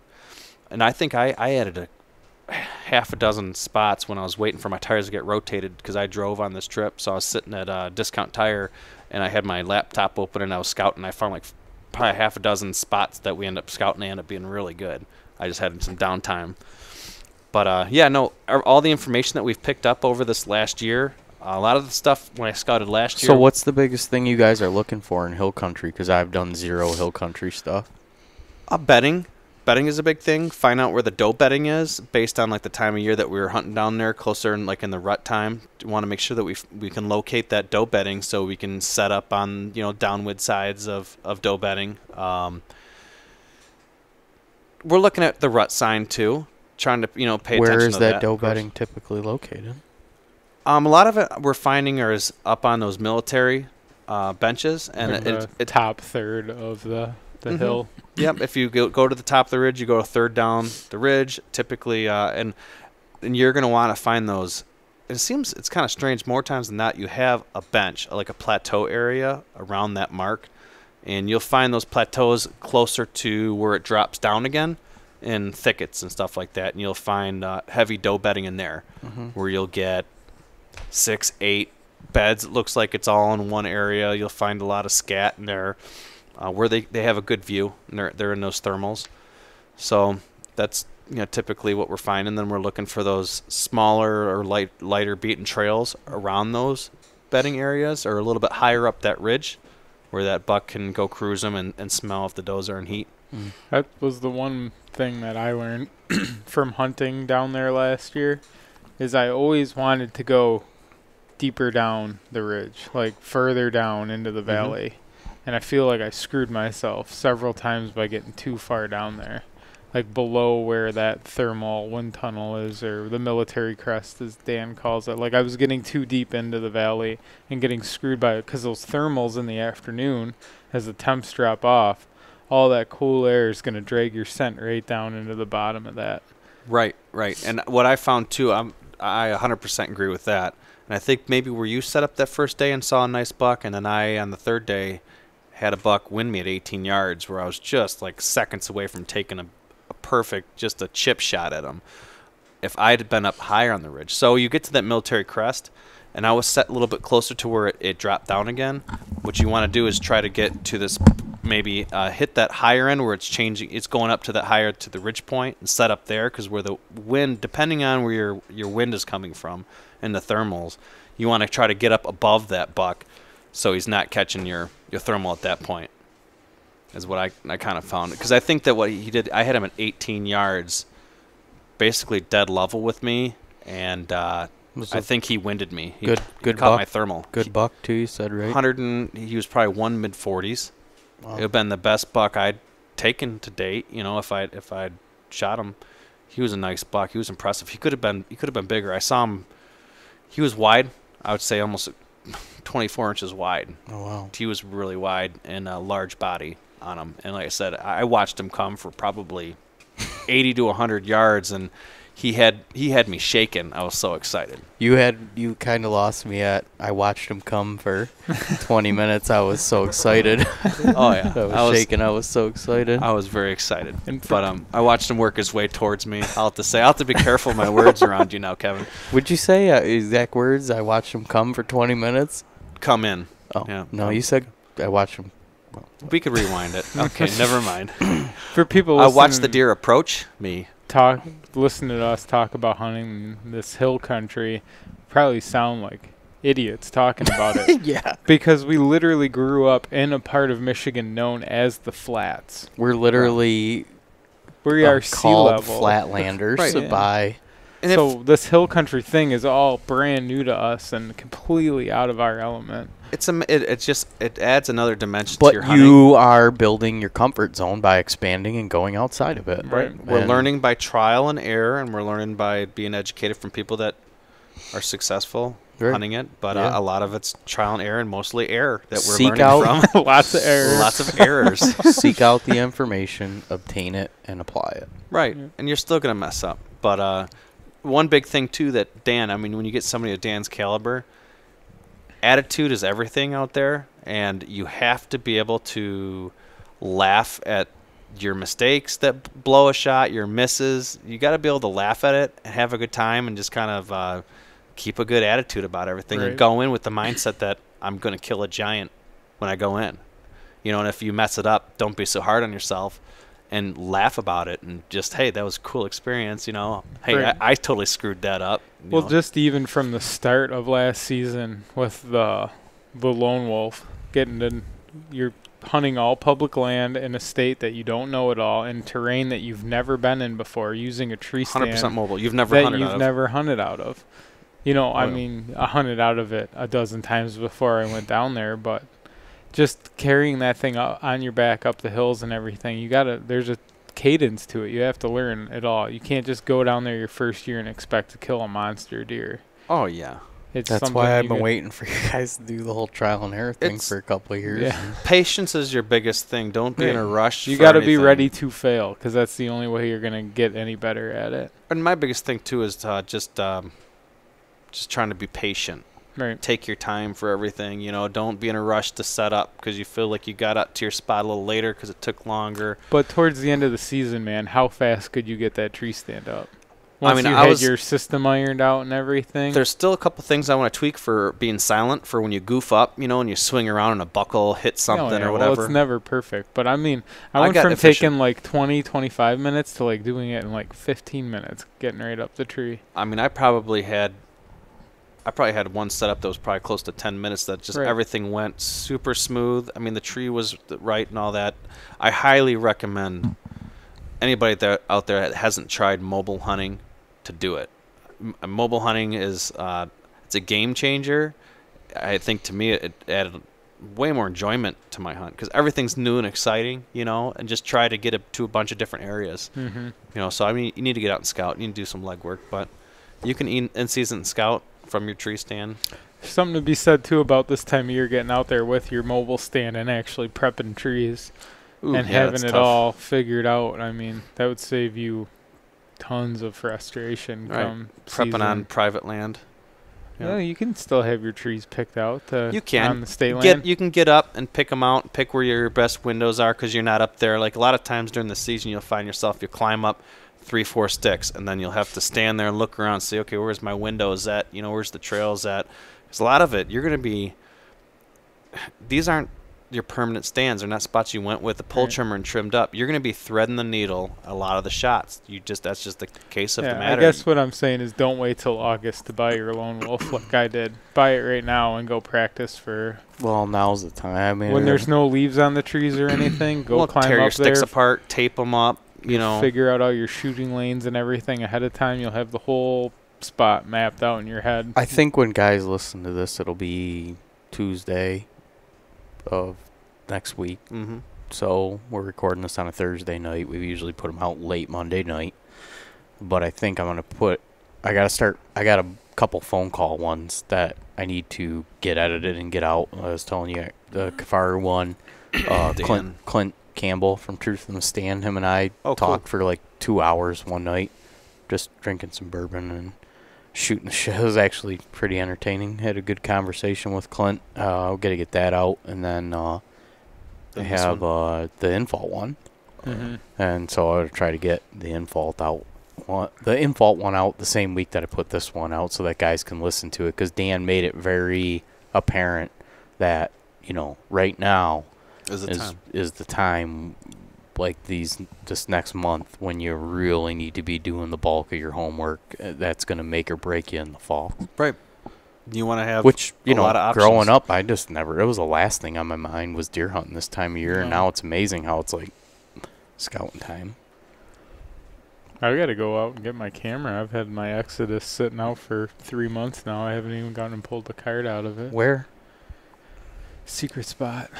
Down here or up there? No, it's down here. I honestly haven't. I even like it. used He's my getting trail sneaky. cams. I don't even know where his trail camera is. Sneaky I haven't little even been beagle. using them. You probably got I me should. on it, or depending on where it is. Secret spot only Luke knows, and he can hardly talk, so not worried about him giving it up. Send Chrissy over there to try to get some answers. That's funny. So one of the things I wanted to cover tonight is what is your guys' goal going into this season? I mean, it feels like it's starting right now. Really, like the weather's breaking and everybody's going to be hitting the woods and looking for deer sign, and Bomber's falling asleep and Sorry. get you a coffee. Ugh. Get me about 20 hours less of work. Yeah, you're working all the overtime this year. I'm on a steady Eddie 40 hours basically. I'm working this Saturday, but Fuck. I'm loving life, man. I Not think I a slave to the boss. punched 156 hours on my last time card. Ugh. Good God. In a week, 2 weeks. 156 hours It's pretty good. divided by 2. It's not good. It's horrible. Human beings shouldn't like work that much. 75 hours. It's not good. It's not good. I agree. No, what we do for our families. What we do. But So what's everybody's like mindset going into the season? Like, what's your? Let's start with you. Like, what do you hope to accomplish going into this year, building off of last year? Or you're just kind of. all right, Bomberman. Piece Fine. of milkweed in the thermal wind current tunnel thing there. Yeah. I gotta find places to hunt. Some state land around here that I can Yeah. hit After After work. Yeah, why waste your time? down here. Just focus your efforts on getting away from here and going places where there's deer. That's Well, what it seems like. I think you need to Or- expand your local stuff, Or like hour drives. Look at drive. hour drives, hour and a half drives where Yep. that's doable and hunt it. yeah, searching Yeah. out permission. Yeah. Well, even public land, if you drive an hour and a half, it really expands your opportunity for public lands. Because you got to think you're 2 hours away from the metropolitan area at that point. If you drive an Yeah. hour further from your Right. house. Yeah, because I feel like I'm probably the first stop. Everybody coming from Metro. Yeah, what I found too, I hunted the late season. I think we talked about on the podcast in our local area. They had the special Right. season, and I think these areas get hammered so hard. I Oh, hunted they 4 do. times, and I mean, I'll admit I didn't scout any of these areas, but I applied a lot of the Yeah, my there's no techniques, deer. and I set up on areas where I could see pretty far, observation stands. Not It's just not one single deer in 4 hunts did I Right. see. Yeah. 'Cause I got- One. Go ahead. Oh no, I just got 4,000 acres almost a mile from my house, but I feel like it just gets. You'll find spots Pounded. there, but I think you're gonna have to scout it hardcore to be able to You find gotta those. really. It's a I was pocket. gonna say You're gonna that's find it. you're not gonna find a more difficult challenge than to take a nice buck in, or you're gonna get really lucky, which happens to guys I think you're every gonna have year. to walk in waist deep water to get the spots that people aren't hunting over there. You're Yeah, a gonna have lot to of it's Dan and closed fault it. down. I mean, Yeah, no entry because most of it's a duck, waterfall refuge. Oh yeah, you can't deer hunt it either, can you? It's No. a No refuge. No entry until so in I a mean, it waterfall. makes it really tough. That does make it tough. I got to ask Ben about that too, about when that actual entry date is. no It's entry. posted Yeah. pretty clearly all over. It says end of waterfall, but does that include that late season? Or does weekend? that- Yeah, that's what I'd wonder. Hmm. Because That's a phone call away from the answer. But Right. yeah, I'd be willing to drive. I'd be willing to drive. An I'll go hour. with you. Give me a holler. Yeah, We'll head up there. check that out and then yeah, you're not gonna. There's it's gonna spots be that I've pretty cyber hunted. next to started. impossible with a stick bow to get out there and be Yeah. successful. You're going to be 100% stick bow this Yeah. next year? Nice. but I'm ready. Definitely, hell bent on shooting something with my muzzleloader rifle. You just want to get something. a deer. Or Yeah. pick up roadkill again. Exactly. Whatever it takes. So Yep. your goal and your mindset is to put some meat in the freezer, get a deer down. Meat in the freezer. It's been ongoing. I care less about the antler points, all that shit. I just want think- some meat in the freezer. We should do a wager on who kills their first deer with a stick bow this year. Yeah, That'd be this awesome. is now we're all into it. My uncle gave me that recurve It would this give last. me some drive to restring mine and start Oh, shooting do it it, again. buddy. Dude, it's so addictive. I would do that. I think it's a good idea. I'm glad you brought that up. 'Cause 20 we bucks should in a actually pot. make a wager pool about largest buck, a doe, first, heaviest, blah, blah. Like we could make some bets. Just for 'Cause stick I'd like- bows? stick bows and in general, like Okay. overall, like Alright. who gets the biggest buck this year, Right. like just a nice friendly wager. Because, I mean, It'd be fun. I'll, It'd be fun to have some shit talking flying around. Or we too. we could buy something nice and have a little prize or something like that in the I end mean, or whatever. we talked about doing it last year, and I lost my ass because I shot the damn biggest deer and we never pulled the bets together, and I lost out on the opportunity. I'm not gonna let that opportunity slip through my fingers 2 years in a row. No, it would be fun. It'll be a lot of fun. I really like the stick bow thing because it gives you a little more. The stick bow is, to me, like I said, I got it from my uncle, and you guys are all into it. And I didn't want to. I guess I'm cheap in some ways, but in other ways, I don't mind spending my money. But I really wanted to get a stick bow, and my uncle gave me one, and I was able to get that going. By far, the most enjoyable thing to shoot is a stick bow. Yeah, it is. It's just It is. you For can't sure. walk by it without picking it up and launching an arrow. Well, it's cool that you can go in your garage yeah. and shoot arrows at 10 yards and just have an absolute blast. You know, if you're standing there doing it at your compound, you're just like, Yeah. And now even a lot of times when I shoot my compound, I'm shooting it with, I want to shoot it with friends and whoever wants to shoot. So we're shooting 20 or 30 yards or whatever. And if I'm shooting by myself, it's 60 to 80 yards here Yeah, at I the like to house in the stretch it out summer. now. Yeah, I mean, that's what I regularly It's still a good challenge. It's a practice healthy that. challenge with the compound. It's just Yeah, not as enjoyable but with to the me. new compound bows, and if you obtain archery information, and I think if you're reasonable at shooting a bow, I don't know. It doesn't, like, 60 yards seems pretty doable for a person that regularly shoots. The equipment is just unbelievable. I mean, Oh yeah. the equipment's unbelievable. It really is. Not professing myself to be some type of high-level archer. I don't shoot We're all pretty all that proficient. often, We're pretty proficient. but I've listened to a lot of stuff that's changed the way that I shoot, and I've changed my arrow build, which was a huge problem, That's what I need to and correct. you tuned my bow, and I can shoot 80 yards accurately. Like, I don't expect to miss 80 at 80 yards. I still don't know if I'd shoot a deer 80 yards. It'd be tough. 60's my cutoff. Yeah, that's pretty much where I'm at. Yeah, whitetails are pretty. It's so far. Under the right conditions. Under so- the right conditions.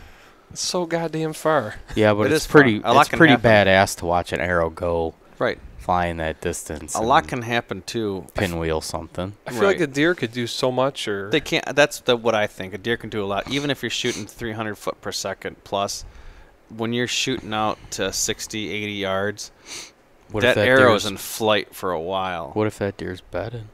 Super calm and relaxed, has no idea Yeah, you're there, that's- and you got an it's 80-yard situational. shot. You don't want to, you want to make sure that deer's definitely, chances are he's not going to move. Yeah, that's what I'm saying. What if Or he's not on edge. half asleep, completely relaxed, Right, waiting for his and Keurig. you've got a deer at 80 yards bedded? Like, I'd maybe think about Right. getting to 60, but I might also think about just getting it over with. Mm-hmm. Yeah. If your setup's right and you're confident shooting at that distance. Seems crazy, It's far. It is far. but It's far. fucking practice at that, and you're Mhm. just dropping them in consistently at 80 yards all summer long. Just- No, I agree. You can accurately put a shot. It's just that arrow's in that arrow Dude, so the long. friggin' shooting a stick bow increases your accuracy tenfold. It's ridiculous. Well, I could see. What did they say? Shooting a Pope and Young with your stick bow is like shooting a Boone and Crockett. No. With your compound bow. I think It's just- shooting anything with a stick bow is like, It's just a way bigger prize, I think, in my eyes. It's tough. It is tough, but it's it's about the hunt. It's about getting close. And right, and dedicating a lot of your life to practicing and being proficient at it. My plan for the next season is the first couple weeks of the season. I want to practice with my compound over the summer, but I want to that's it. I'm going to hunt with my recurve for the first couple weeks, and then once I take one with my compound, obviously that's my other goal is to take a deer with my bow. Hopefully, if it happens with my recurve, I probably won't even take my compound out. If I shoot a deer first off with my recurve, I'm just going to hunt with my recurve the rest of the year. That's my goal. But then if I don't, I'm going to shoot my compound, and then once I get a deer with my compound, then I'm going to go right to my recurve for the rest of the season. Nice. And I mean, at some point, I'm not totally ruling out just totally hanging up my compound and hunting with the recurve. I'm not going to say right now, like, oh, I'm only going trad for now on, trad or nothing. I'm just not going to rule out the possibility because of how much I enjoy shooting it. I'm not going down that road. I can't stand that whole. You know, it's to each their own. It really is to each their own. But I'm Right. not going to try to act like a macho dude or I'm so cool with my recurve now that I'm not. You know, I'm too good for a compound because I do. You know, I mean, I like the compound too. It's just I'm not ruling out the possibility just because of how much I thoroughly enjoy shooting the recurve bow. It's just really cool. It's fun. Like I said, it's light. You know, it's simple. Yeah, but it's real so men basic. shoot longbows. Yeah, that's true. We were told that, weren't we? But no, so that's my goal. I'd like to take a deer in Ohio, and I like to take a deer in Michigan. And I really don't care about points. But if I shoot a buck, I want it to be.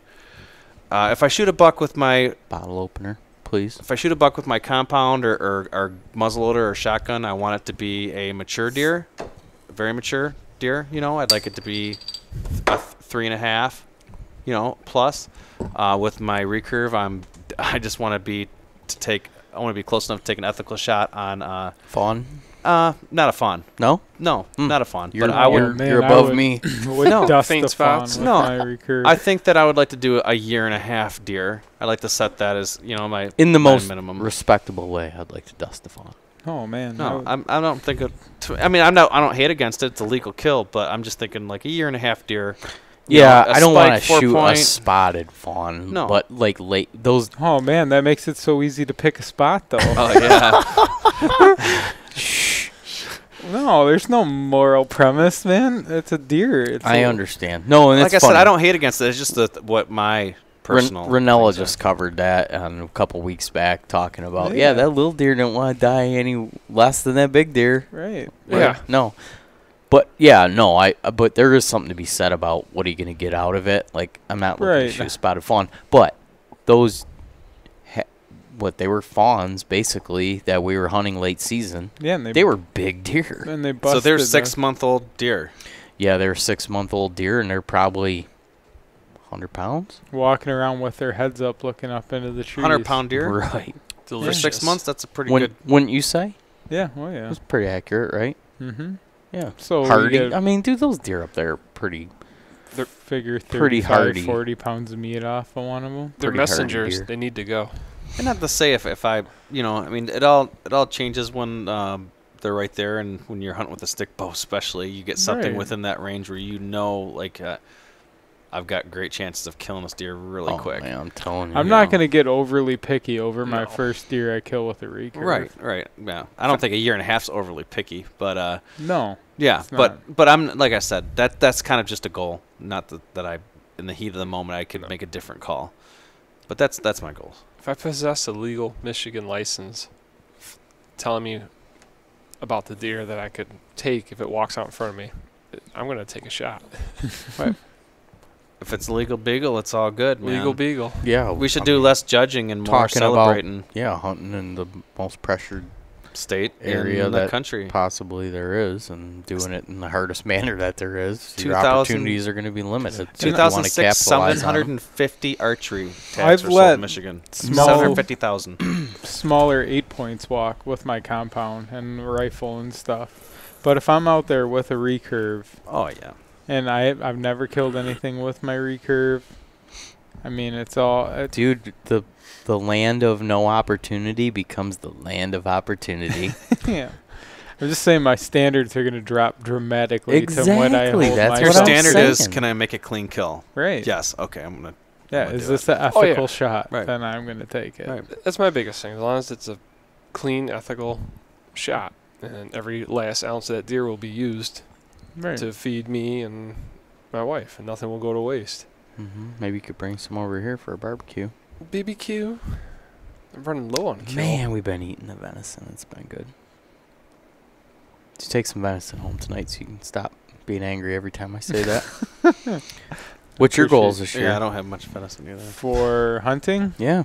Like, what's your thought process? What's keeping you awake at night right now that you're game planning for? I mean, I'm kind of going into the same as last year, whereas I just want to improve on my ability to hunt mobile. I'm fairly confident in my ability with my compound. You know, if I ever get the opportunity, I don't feel like I'm going to miss with that. But, like, I never closed the deal last year. I actually watched a deer get hit by a car, you know, so I'm feeling pretty low from that regard. So it'd be nice to... You've witnessed a vehicular homicide. Yeah, the deer would rather get killed by a car than let me. So you're looking to actually- incrementally change your luck this year, Yeah. maybe? Mine was pretty bad too. Come gun season, I didn't really see any deer in the woods. It was really almost like a twilight zone for me. Yeah, and that comes with the whole hunting big deer as opposed to hunting Right. deer. Yeah, you know you could just go throw a bunch of corn and apples out and shoot Right. a I deer. didn't bait not one time last year. No. I'm really Me neither. non-baiting style of hunting now, being 100% mobile. I saw the biggest deer I've ever seen down in Ohio when we were hunting down there. Like and your then first hunt. when It I was was your very hunting first hunt. back up here in Michigan, I saw the biggest whitetail I've ever seen in Michigan this year. So that's cool. I ate tag soup because I Yep. never got shot at either of those deer, but I saw two of the biggest deer my whole life. I saw less deer than I've ever seen before, but I saw two huge deer. So, I mean, that just kind of comes with, if you're trying to hunt that age class of Right. animal, you're taking yourself away from the heavy traffic areas and you're getting into where the bigger deer like to hang out, and you're going to see way less deer when you're hunting. I think John and Dan both even kind of touched on that to where, you know, you might hunt with a buddy and say, man, I seen 10 deer tonight. I seen 10 deer. You know, I'm like, well, I saw one, or you go 2 hunts without seeing a single deer, but you're in that spot where that mature deer is at. Right. So you're not going to see the numbers, but you're going to see You have to be willing to just age accept structure. more. I won't Not even seeing say deer. failed hunts. Yeah, you're going to go because through you're a lot of learning more. while you're out there. You're still zero out activity there. hunts, right. But you just have to be ready to look at squirrels and trees a lot of the time. Were there deer you could have shot just to put meat in the freezer, then go after the antlers? Yeah, Yeah. there. I mean, early in the season, there That was was a couple almond. opportunities where I should have probably taken a shot at a deer. I But passed on 7 deer last The year. Not thing is- taking a shot, killed. right. Yeah.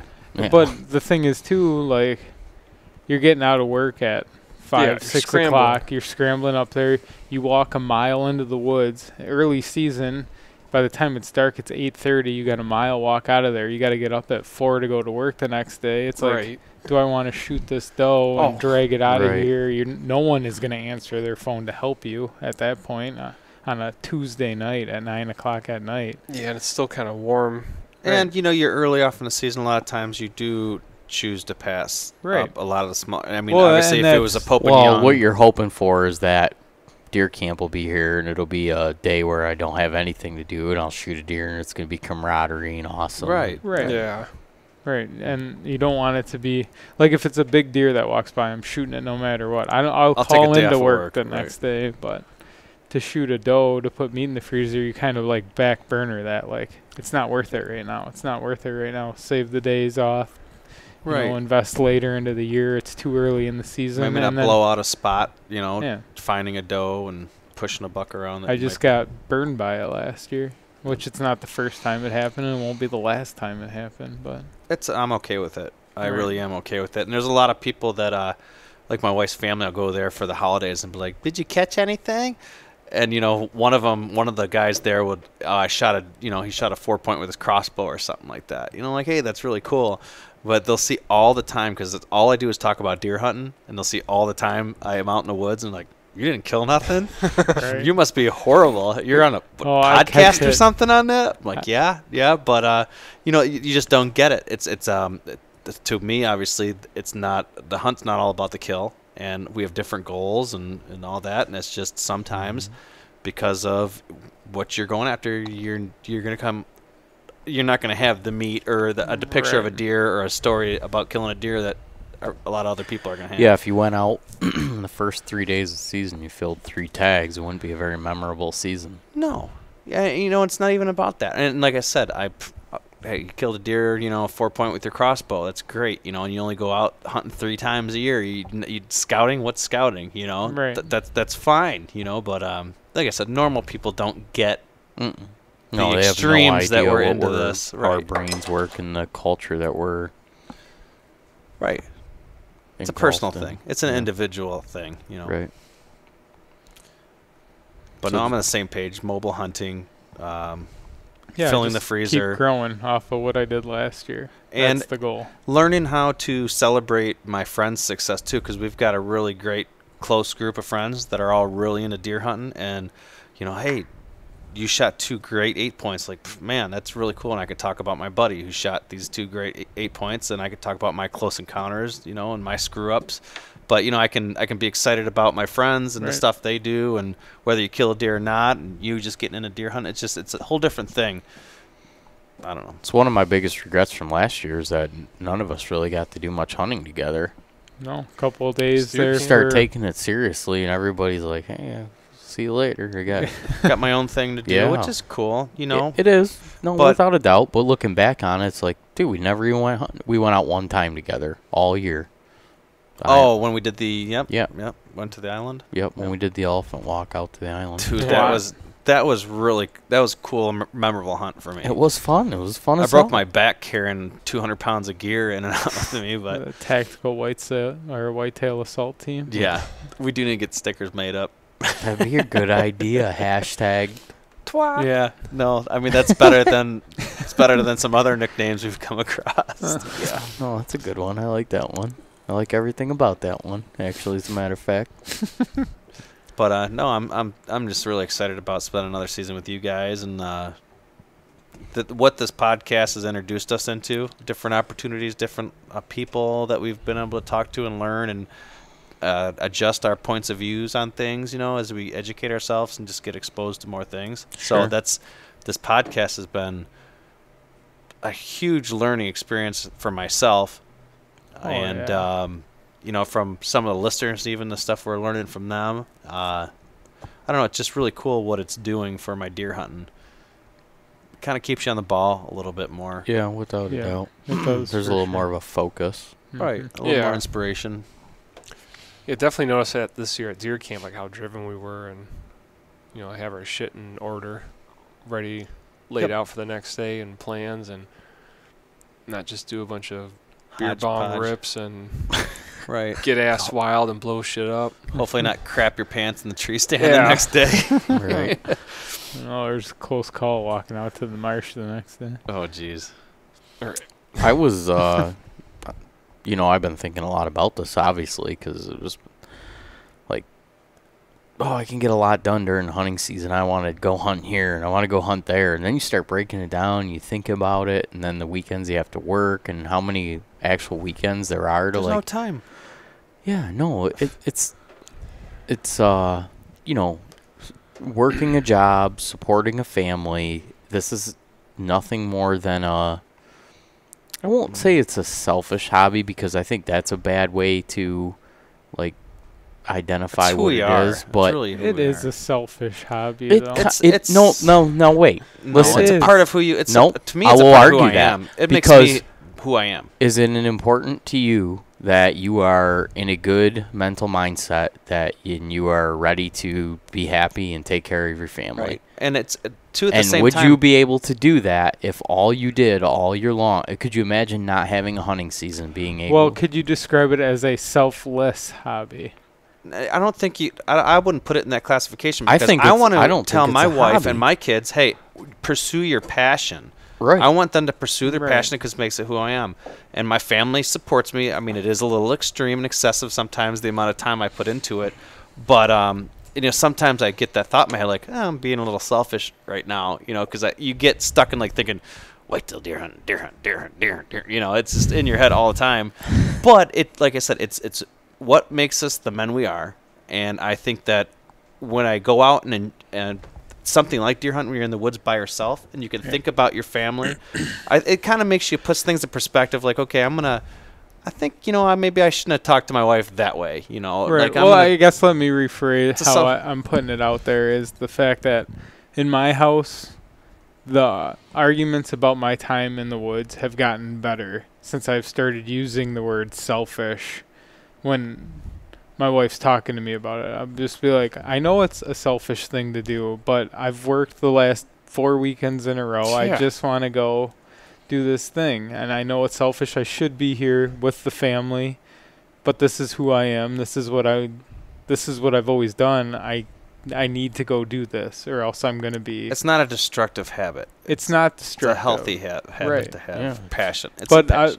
I'm just saying that has helped my family accommodate to me being gone It's getting it done for Drew. all weekends. I guess a Yeah. lot of it's different for me too, is because like I said all week, you know, we're just mowing down venison, Right. and the Keep on just rubbing that in. dude, the expense of feeding your family healthy food is pretty outrageous. We don't eat a ton of food. I don't think we're like conscious about what we eat, and you know, for financial reasons and whatnot, it's like, you know, we're not going to the store and buying grass-fed organic filet mignon and beef and chicken and everything else. It adds up crazy fast. So the fact to have a freezer full, and I know it's, you know, people run wild with it nowadays. Hashtag organic, hashtag venison gains, whatever, the whole deal, you know. But, Point is healthy. dude, It's pure. it's my kid's favorite food. That's Like, great. he loves barbecue, like venison. He wants venison, you know. So, like, my hobby supports that. And, yeah, I mean, financially, maybe it doesn't balance out. Maybe at some point it does. But, man, that's a huge incentive for me. Yeah. No, it obviously is, but I mean, let's not act like it's free either. I mean, Well, it's a byproduct of our of our passion. Of Once our it's in there, I mean, it's a byproduct. It's really I don't it's even. not going to cost me anything this month. no, I know, but it's weird to think of like you just got this meat. You know, you spent Yeah. hours upon hours of time, thousands of dollars on gear, and blah blah blah. It's But- not like it is a completely. But my rebuttal to that would be that no matter how much money you have, you can't buy food of that quality. No, I agree. No. And obviously, I'd much rather have a freezer full of venison than just I open mine up now and I look at like a Yeah. box of Eggo waffles and it's like, Ooh. fuck. Maybe a back of. Dude, I did the ossobuco finally with the shanks. Highly recommend that. Yeah, dude, I'm telling Pictures you. look great. That was You Once always you take really great food learn pictures. to cook wild game, it is like game on, man. It was fun. Yeah. Like a cut of meat you typically guys would throw away or grind the shit out of. You know, I got a delicious meal out of it. Mm-hmm. different, unique meal. Yeah. What We else got was off there? topic a little bit. We're gonna wrap this up. But I was just gonna say, like, this year I had a lot of plans and whatnot, and I've already had to refocus. Like, what am I gonna do when the season rolls around? Where am I gonna focus? I talked a lot about I wanted to go over to Wisconsin and do some hunting with Dan and Jeff. Sam had mentioned to me it'd be fun to come over there and do some hunting with him. Dude, I don't know that I'm gonna have it in my available time frame to do It's tough. man. Wisconsin this year. You know, you guys are going to go to Ohio. I'm probably not going to be involved with that. You're welcome to. I'm going to focus my efforts, I think, on one. Last year I didn't get a bow kill, so I'd like to get a archery kill or two under my belt this year with one of my bows. And two, I would really like to backpack into a new spot with a tree stand on my back and camp and hunt and cut a deer up and bring it back in my backpack. Like, that is a That's pretty cool. huge goal of mine, that I think there are opportunities here in the state to do that, and I don't see many people taking advantage of it, and I think it'll be fun, and I think it'll be a lot of work, and I think it'll be rewarding. And when we started talking earlier about Michigan and having bad numbers as far as, like, you know, big buck opportunity or whatever, I think there's other opportunities here. You just got to look outside of the stereotypical box that's been built for how you identify opportunity. If you're watching Big Buck TV, and you're trying to farm raise deer here and shoot big giant bucks, you're gonna probably be unhappy and fall short. But you could refocus your energy and do something different, and that's what I'm gonna try to do. experience. And The experience. Yeah. Yeah, that's what you're. I want to backpack into somewhere that doesn't see much pressure or any pressure or hasn't had any human presence in what I feel like is a long time. and Live in it like the deer and hunt them. get out there and kill a deer and cut it up and put it in my backpack and bring it back and make a weekend out of it. So I like that. That's a cool plan. I'd like to do something like that as well. It'd be fun. It's like, you're Yeah. too, if you find the opportunity to, you too, Nick, you guys are more than welcome. Come down to Ohio. Set you Check up in that some out. spots. We spent a lot of legwork between last year and this year. We've got stand locations. We've got solid spots. Sounds like there's some great tombstones to use as backrests down there. Oh yeah, perfect. well, I know I've told you guys a little bit, Curling up with Casper. but it's the first time I've really said anything. First time I've really said anything about it, but I'm talking with a friend about doing a film this fall about exactly that, about going up into northern Michigan into some big woods and hiking Sharing that in. experience with the people. Yeah, Okay. trying to get it all on film and actually doing like a legit film with it. So it's gonna be an investment in time for sure. Like if we're gonna do it, we want to do it at a high level.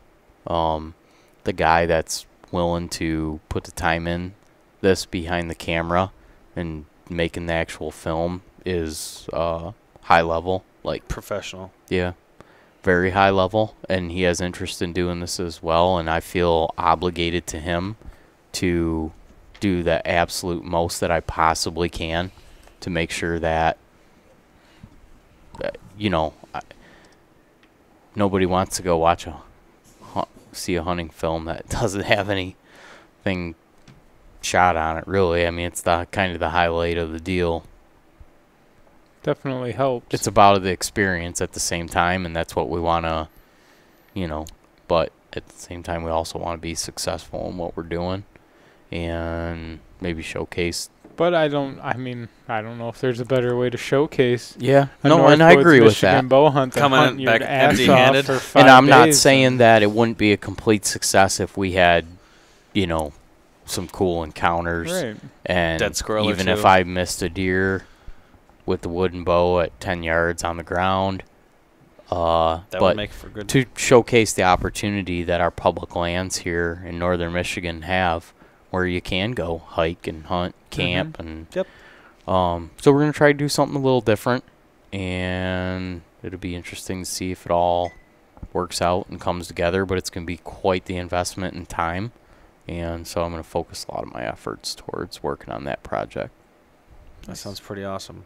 So, and I assume I'm hoping, I know everybody's busy. I hope you guys can be involved with it in some way, shape, or form, that we can, find a weekend where we can all go up together and Right. have the camaraderie of camp and why we love this so much. One thing I've really come to appreciate when you converse with people that hunt around this country is the tradition of deer camp here in Michigan. Wisconsin has it too, but boy, man, the northern Michigan deer camp tradition is as thick as pea soup. It's a rite of passage. It's good stuff. So I think that would be something cool to involve in it as well. So Good deal. I'm so that's down. kind of where I'm going to be investing my time. It's not going to be about shooting big giant bucks this year and driving to where I can do it and whatnot. It's going to be more about focusing on trying to go up to the big woods and be successful, and You can maybe shoot do big it. giant bucks here. yeah, no, I don't disagree with that. And I mean, it's obviously a very big focus of mine Right. this year. I mean, I've been doing a bunch of scouting and running cameras all year. I ran cameras all year just to figure out deer travel corridors over long ranges of distance and different things, and monitor some bedding areas and whatnot. I'm definitely all in on that too, but that won't make or break my season this year if I don't shoot a great buck. Should never, I want to right. get a couple bow kills, and like I said, I really want to go out a good clip, get away from everybody, kill a deer, cut it up, pack it out. That sounds like a blast to me. So those are kind of what I'm looking to do. Yeah. I'm looking to push it a little farther, get a little Dahmer's farther out. looking like me at the end of most of I know these he's things. out of it. We're done. Well, we're 2 hours in. sorry. It's It's respectable length. 10 on to 9, podcast. which is nice. A lot of times we started like feels like 40 minutes ago. Yeah, Yeah. I Oh, love yeah. the 6 o'clock start. That It was looks nice. like it. No, it's good. Kicking my ass. I'm tired, boy. It's okay. Don't like it. All right. 2 quick things. One, I wanted to, what do they call it? Oh, yeah. They call it your call to action. You do that at the end of your show where you talk about all the stuff you want people to do for you. Did you look at that? I found that, on a YouTube tutorial. Yeah. So we're going to do our call to action right Call now. to action. Do some shit for us. I'll give you a cookie. You're gonna dance. Every listener send us $1. There's one thing that I wanted to bring up. I know a lot of people listen to this show up in northern Michigan and in Michigan in general. And if you don't live in Michigan and you live to this, Michigan in May is a beautiful place to visit, especially Mayo, Mhm. Michigan. And the weekend of May 5th, there is the Mayo Spring Fling, sponsored by being put on by Blue Collar Clothing and the Ausable River Outfitter. And so they're doing like sidewalk shops, sales, and they're having like a spring bash, cornhole tournament, live band from 6 to 10 p.m. During the day, a barbecue, kids face painting, kids chuck-a-duck, giant Jenga. There's going to be a bags and beers cornhole tournament. So the weekend of May 5th, that's Saturday. Cinco de Mayo. Yeah. Cinco de Drinko. Cinco de Drinko. Yes. Patron Silver. And, yeah. Margaritas. Cinco de Sounds Mayo, good. Cinco Sounds de good. Madres. So, yeah, I'm going to go for sure to this. And I think we're going to do a podcast there that morning with the guys from Blue Collar Clothing. Mm-hmm. If you're interested in going up there with your family, if you guys are interested in going up that weekend, Drew's pretty confident that he's not going to be able to go, that he's got to work that weekend. 100% confident I'll be at work. I'll be working. So, We'll see. You maybe. guys are welcome to use the cabin though. So but I'm going to go up there with the family, and I don't know. I'm sure some people from northern Michigan that listen to the show will show up check and down. get to hang out with some fellow deer hunters and outdoorsmen and go support a little small town shopping opportunities. Be really cool. So anybody that listens to this that wanted to come out, that'd be awesome. Yep. You guys sound worked up about it. well, I know I'll be at work when. So. Yeah. Yeah. Right. I'm ready to get up north. I am tired of being down here. Yeah, I can't wait. Fuck this weather. One of the other things is that Exodus gave us a promotional code now for anybody Nice. that wants to use it. If you are in the market for a new trail camera and you want one that you're guaranteed you're going to get 5 years out of. Best there is around, in my opinion. Yeah, I would agree with that. Yeah. I just had one microphone go bad on one. And you just call or Call. email in and Call say, me. hey, it's not working right, and get it dealt with, because they're electronics and they're going to fucking break. So why wouldn't Right. you buy one that has the longest warranty possible? That's just a little bit more than the other ones, and it works better. They're great cameras. Yeah. They're If you haven't great to tried deal them. with, too. And that's nice that they got something at a lower price point too, with the Treks, Yeah, the new which are truck. basically like the Lift 2s with without a view screen and What's the without price on camo. that camera? $150.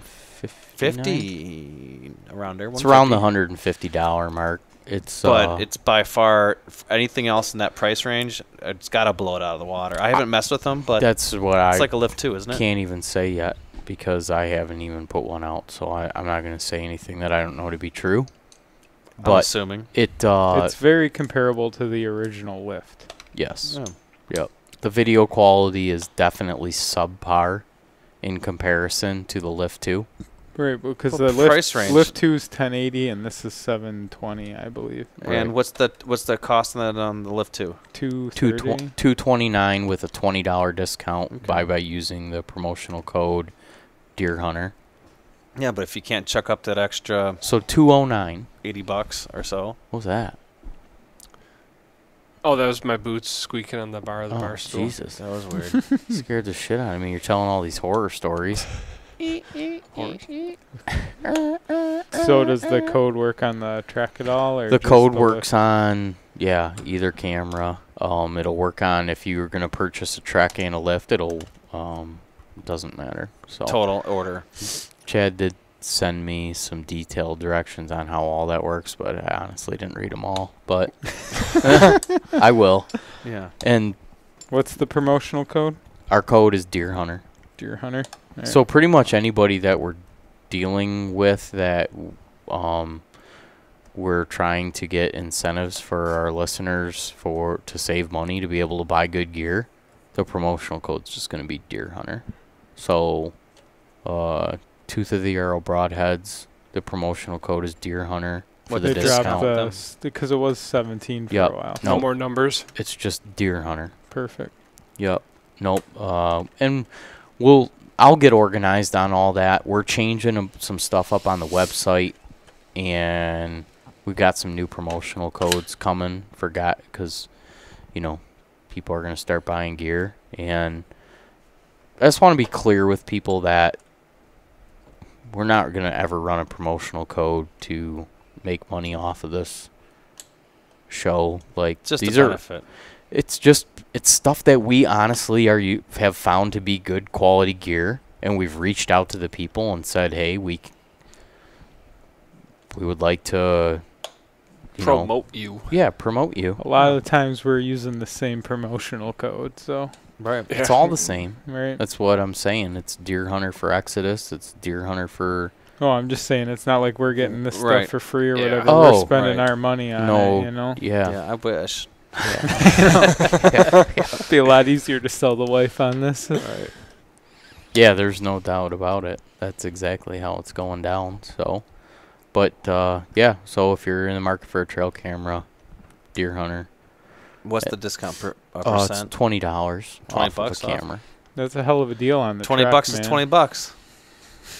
Mm-hmm. Yeah, so $230 some for a trail camera with a 5-year warranty Yeah. Or 150. with a black flash and Yeah. basically everything that you need. It's They're not sweet. camouflage, but you could mask off the lenses Well, and and paint that's it the camouflage. truck's cheaper than that. I mean, the Lift 2 is the $200 Right. with the code.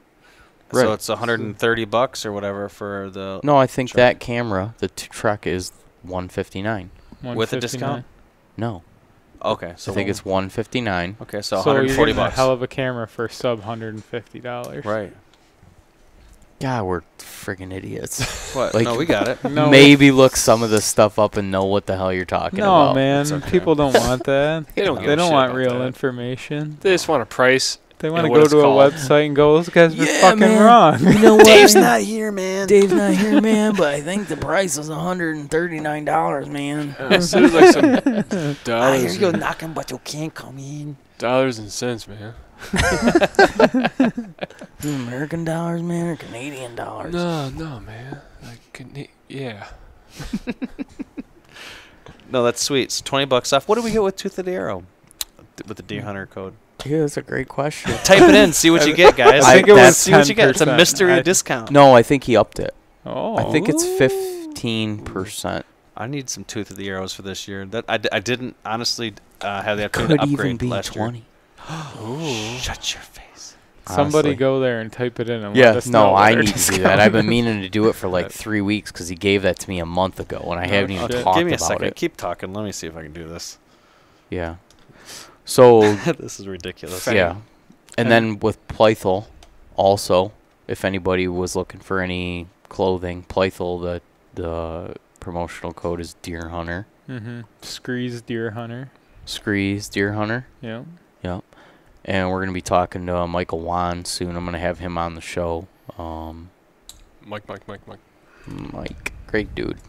That new pattern that Scree put out too is pretty legit. Summit? for- I love it. Yeah, I do like. Scree's got some cool stuff. I'm really pretty sold on the Plythel stuff, Mm-hmm. but I'm Well, definitely I'm Scree's hoping more I've got for money. mountain hunting. Like Right. it'd be great for your early Yeah, season for your stuff. Ohio stuff, the Scree and the durability of Right. those pants and that jacket for like the briars and stuff. I don't think you're gonna have a hard time beating that. The Playful stuff, what I'm trying to think, the full rut pants and jacket and whatnot. That stuff's really tough too, but I don't think it's as I mean, hunting those hills, it's nice to have like the hip zippers and the pit zippers and stuff to dump Right. heat when you're Oh doing yeah, the Mm. full rut stuff's too hot for that. Right. No doubt, especially early season. Yep. That's why I'm looking into getting some Scree gear right now for October. It's good Because stuff. I've heard guys complain that the scrape line stuff, which is the early season stuff from Plythel, is loud. Mm-hmm. And I don't have any interest in being loud. I like the Plythel stuff because it's super quiet. And you can't beat their late season stuff. Those bibs and that jacket. I mean, it's great, but to hunt Michigan, you got to have like 3 different Yeah, I know. hunting outfits. A Yeah. painted What dick. is this?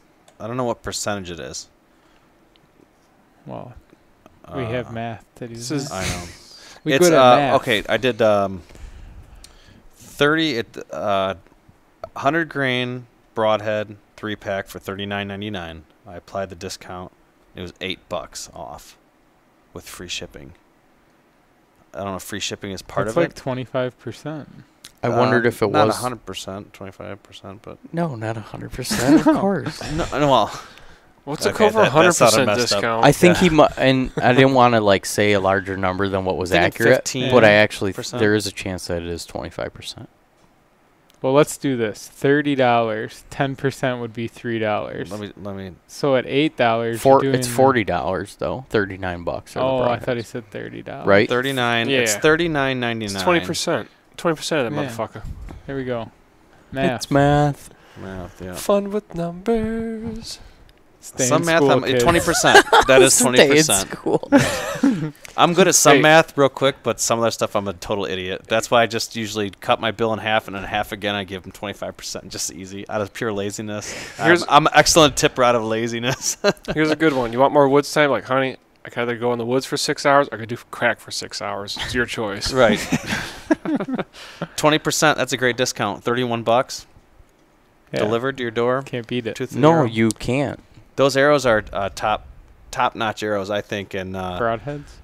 that's what I meant. The broadheads. I've used G5 Montex for a long time, and I really cannot wait to switch. I just see that these are by better quality. Let's do a durability test. Yeah, we're ready. Let's shoot some steel drums. I and got the shit. 175s in here. I haven't even got to shoot the goddamn things yet. I'm pissed off. All I can say is that the 100 grain fly like field points. You can say the same. Oh, they're Are they awesome. quiet? too? Jason says the same. The vented ones, they're just as noisy as any other vented broadhead. Gotcha.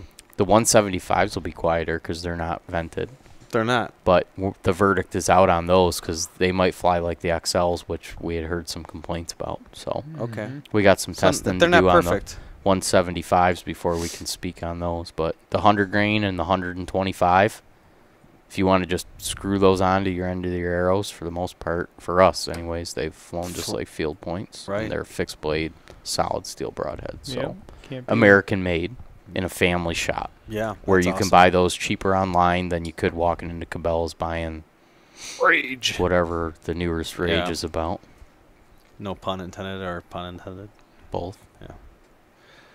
Cool. Okay, that's cool. So we got that. It's figured pretty out. cool, I guess. So, in the next coming weeks, when we sit down again together, I'll actually write out like what all the promotional codes are. I'll get it up on the website. That's even better. I don't want I don't believe you. to. Yeah, don't it's gonna happen. I swear to God. One of these days. The last thing is, you guys, We could use some more iTunes reviews. We got to come up with something to drive some people there. I like What Meatcoff's about idea giveaway? of koozies or something. Koozies? Koozies. We need koozies. Just tell them. Hey, do you guys remember the Alan Jackson song where he's singing and he says, does he say it's hotter than a hoochie's coochie? He's a lyrical genius. Yeah. That's Is why. that what he said? Yes. Whatever. I don't It gets think s- hotter than a hoochie coochie. God, this shit's Hoochie horrible. coochie. Yeah. It's It's all about Chattanooga. That song's Yeah. about Chattanooga. Yeah. Yeah, but what's a hoochie's coochie? Is it what I'm thinking? I don't is? think he says a hoochie's coochie. Oh, I just think it's like a lot lizard snatch or something. Oh wow, this is really bad. lot lizard. Uh, Or is there like something down south that I don't know about? I don't know. You have to ask Because the when he guys says at it gets down hotter south. than a hoochie coochie, I'm thinking, dang, Alan Jackson. Yeah. We were listening to some old country this week in the house, and I was like, man, it's Not a Getting hoochie's after it. coochie. It says it gets hotter than a hoochie coochie. okay. So what is a hoochie coochie? I don't know. You can't Singular, not plural. Yes, a hoochie coochie. you can't take much insight Not from a a man hoochie's that, coochie. There's a little difference, I think. There's no Are you possession going to- implied there. Are you going to verbally degrade Alan Jackson? Dude, I was just gonna say you can't take much insight from a man that fucking water skis in jeans. I think that's very admirable. Yeah, that's my hero. Water skis and jeans. Okay. So, hashtag hoochie coochie. Yeah. Hoochie's coochie. Hoochie. Never mind. Never mind. Ditch the hat. We know you're bald under there. Hate you some country music. That I do. I love it. All right. Well, we could use some iTunes reviews, so Yeah. anybody that's feeling hotter than a hoochie coochie, head over to iTunes and Start typing it out. yeah. Come on, give us some ratings, you little lot lizards. Yeah. You were talking. You're working on hats, hoodies, stickers, stuff like that. Yep. Aggressively working on it. I can see it. We're all dying to get into some garb. Yep. I got a bunch of all this money that's just piling in. Right, right. Gonna invest it right into. I'm gonna start saving all hats my and returns for t-shirts you, and- Kevin. I want to bring all every time I come over for a podcast, I'm bring over 2 garbage Be bags great. with returns. That'd be a great idea. And anybody that's listening to the show, Send if they your wouldn't returns. mind taking their returns in and then mailing us a check for It'd be cheaper than 97 mailing the cents. cans, I think. You gotta get to a bank, man. Get rid of all this money. You're impacting the value of the dollar. Right. Yep, we could use some reviews on iTunes and wherever anybody else listens to them, and then on YouTube, subscribe. Even if you don't watch them, just go throw us a damn bone right over there and subscribe. I don't care. And if you you're don't gonna do listen. it, if we prefer a 5-star rating. You know, if Yeah. you're just gonna throw us a bone. We're not saying throw us a life ring. Just take your foot off her head. Yeah, YouTube, It does help more than people YouTube realize. subscriptions. Even if you listen to the podcast, just go turn the damn thing on YouTube if you're not using your phone. So Steal we get a someone view. else's phone and give us a review Yeah. if you've already gave us one. The YouTube subscriptions would help bring some money in.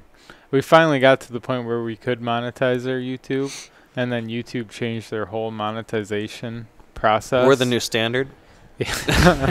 Well, we If felt Deer Hunter Podcast as can get this soon- many subscribers, it we was really need to l- change our numbers. it was literally like you had to have 10,000 views to get monetized. So we hit that, and within 12 hours, YouTube changed their monetization process to where you have to have 1,000 subscribers now. So we're sitting at like 270. We're a little ways off. So we're a ways off. Well, any of the money that comes in, all it's going to do is go to being able to make things like hats and T-shirts. Guys have asked for stickers for like their hard hats. I'd really like to do that. Some koozies, just some simple stuff Yeah. like that. And it gives us the ability to be able to invest some time into having reach to, Mm-hmm. reach out to and be taken more seriously by bigger companies and try to get discount codes with those companies. And if there's, definitely the direction of this show and the focus of the show, just so we're all clear, is learning how to hunt pressured deer and do it while you have a family and you work and it's realistic, and we're kind of all on the same page here. Yeah. I thought it was just a reason so I can get out and drink beer during the Well, week. we get a little added Bonus. benefit from that. Not doing crack. Right, exactly. Speak for yourself. So, yeah, I mean, if anybody knows of any products that are helping them achieve results doing that, mobile hunting, hunting pressured land, hunting public land, reach out to us and let us know so we can get in touch with those companies and try to, whatever, We're going to try to come up with get some them on and better ways to make some money for the show, too. versus I think that running. if you had some hats and stuff, we could make a couple bucks. Because there's really no way to make any money on the but show. If you could there's Dude, if do a you couple guys things. wanted, I could run a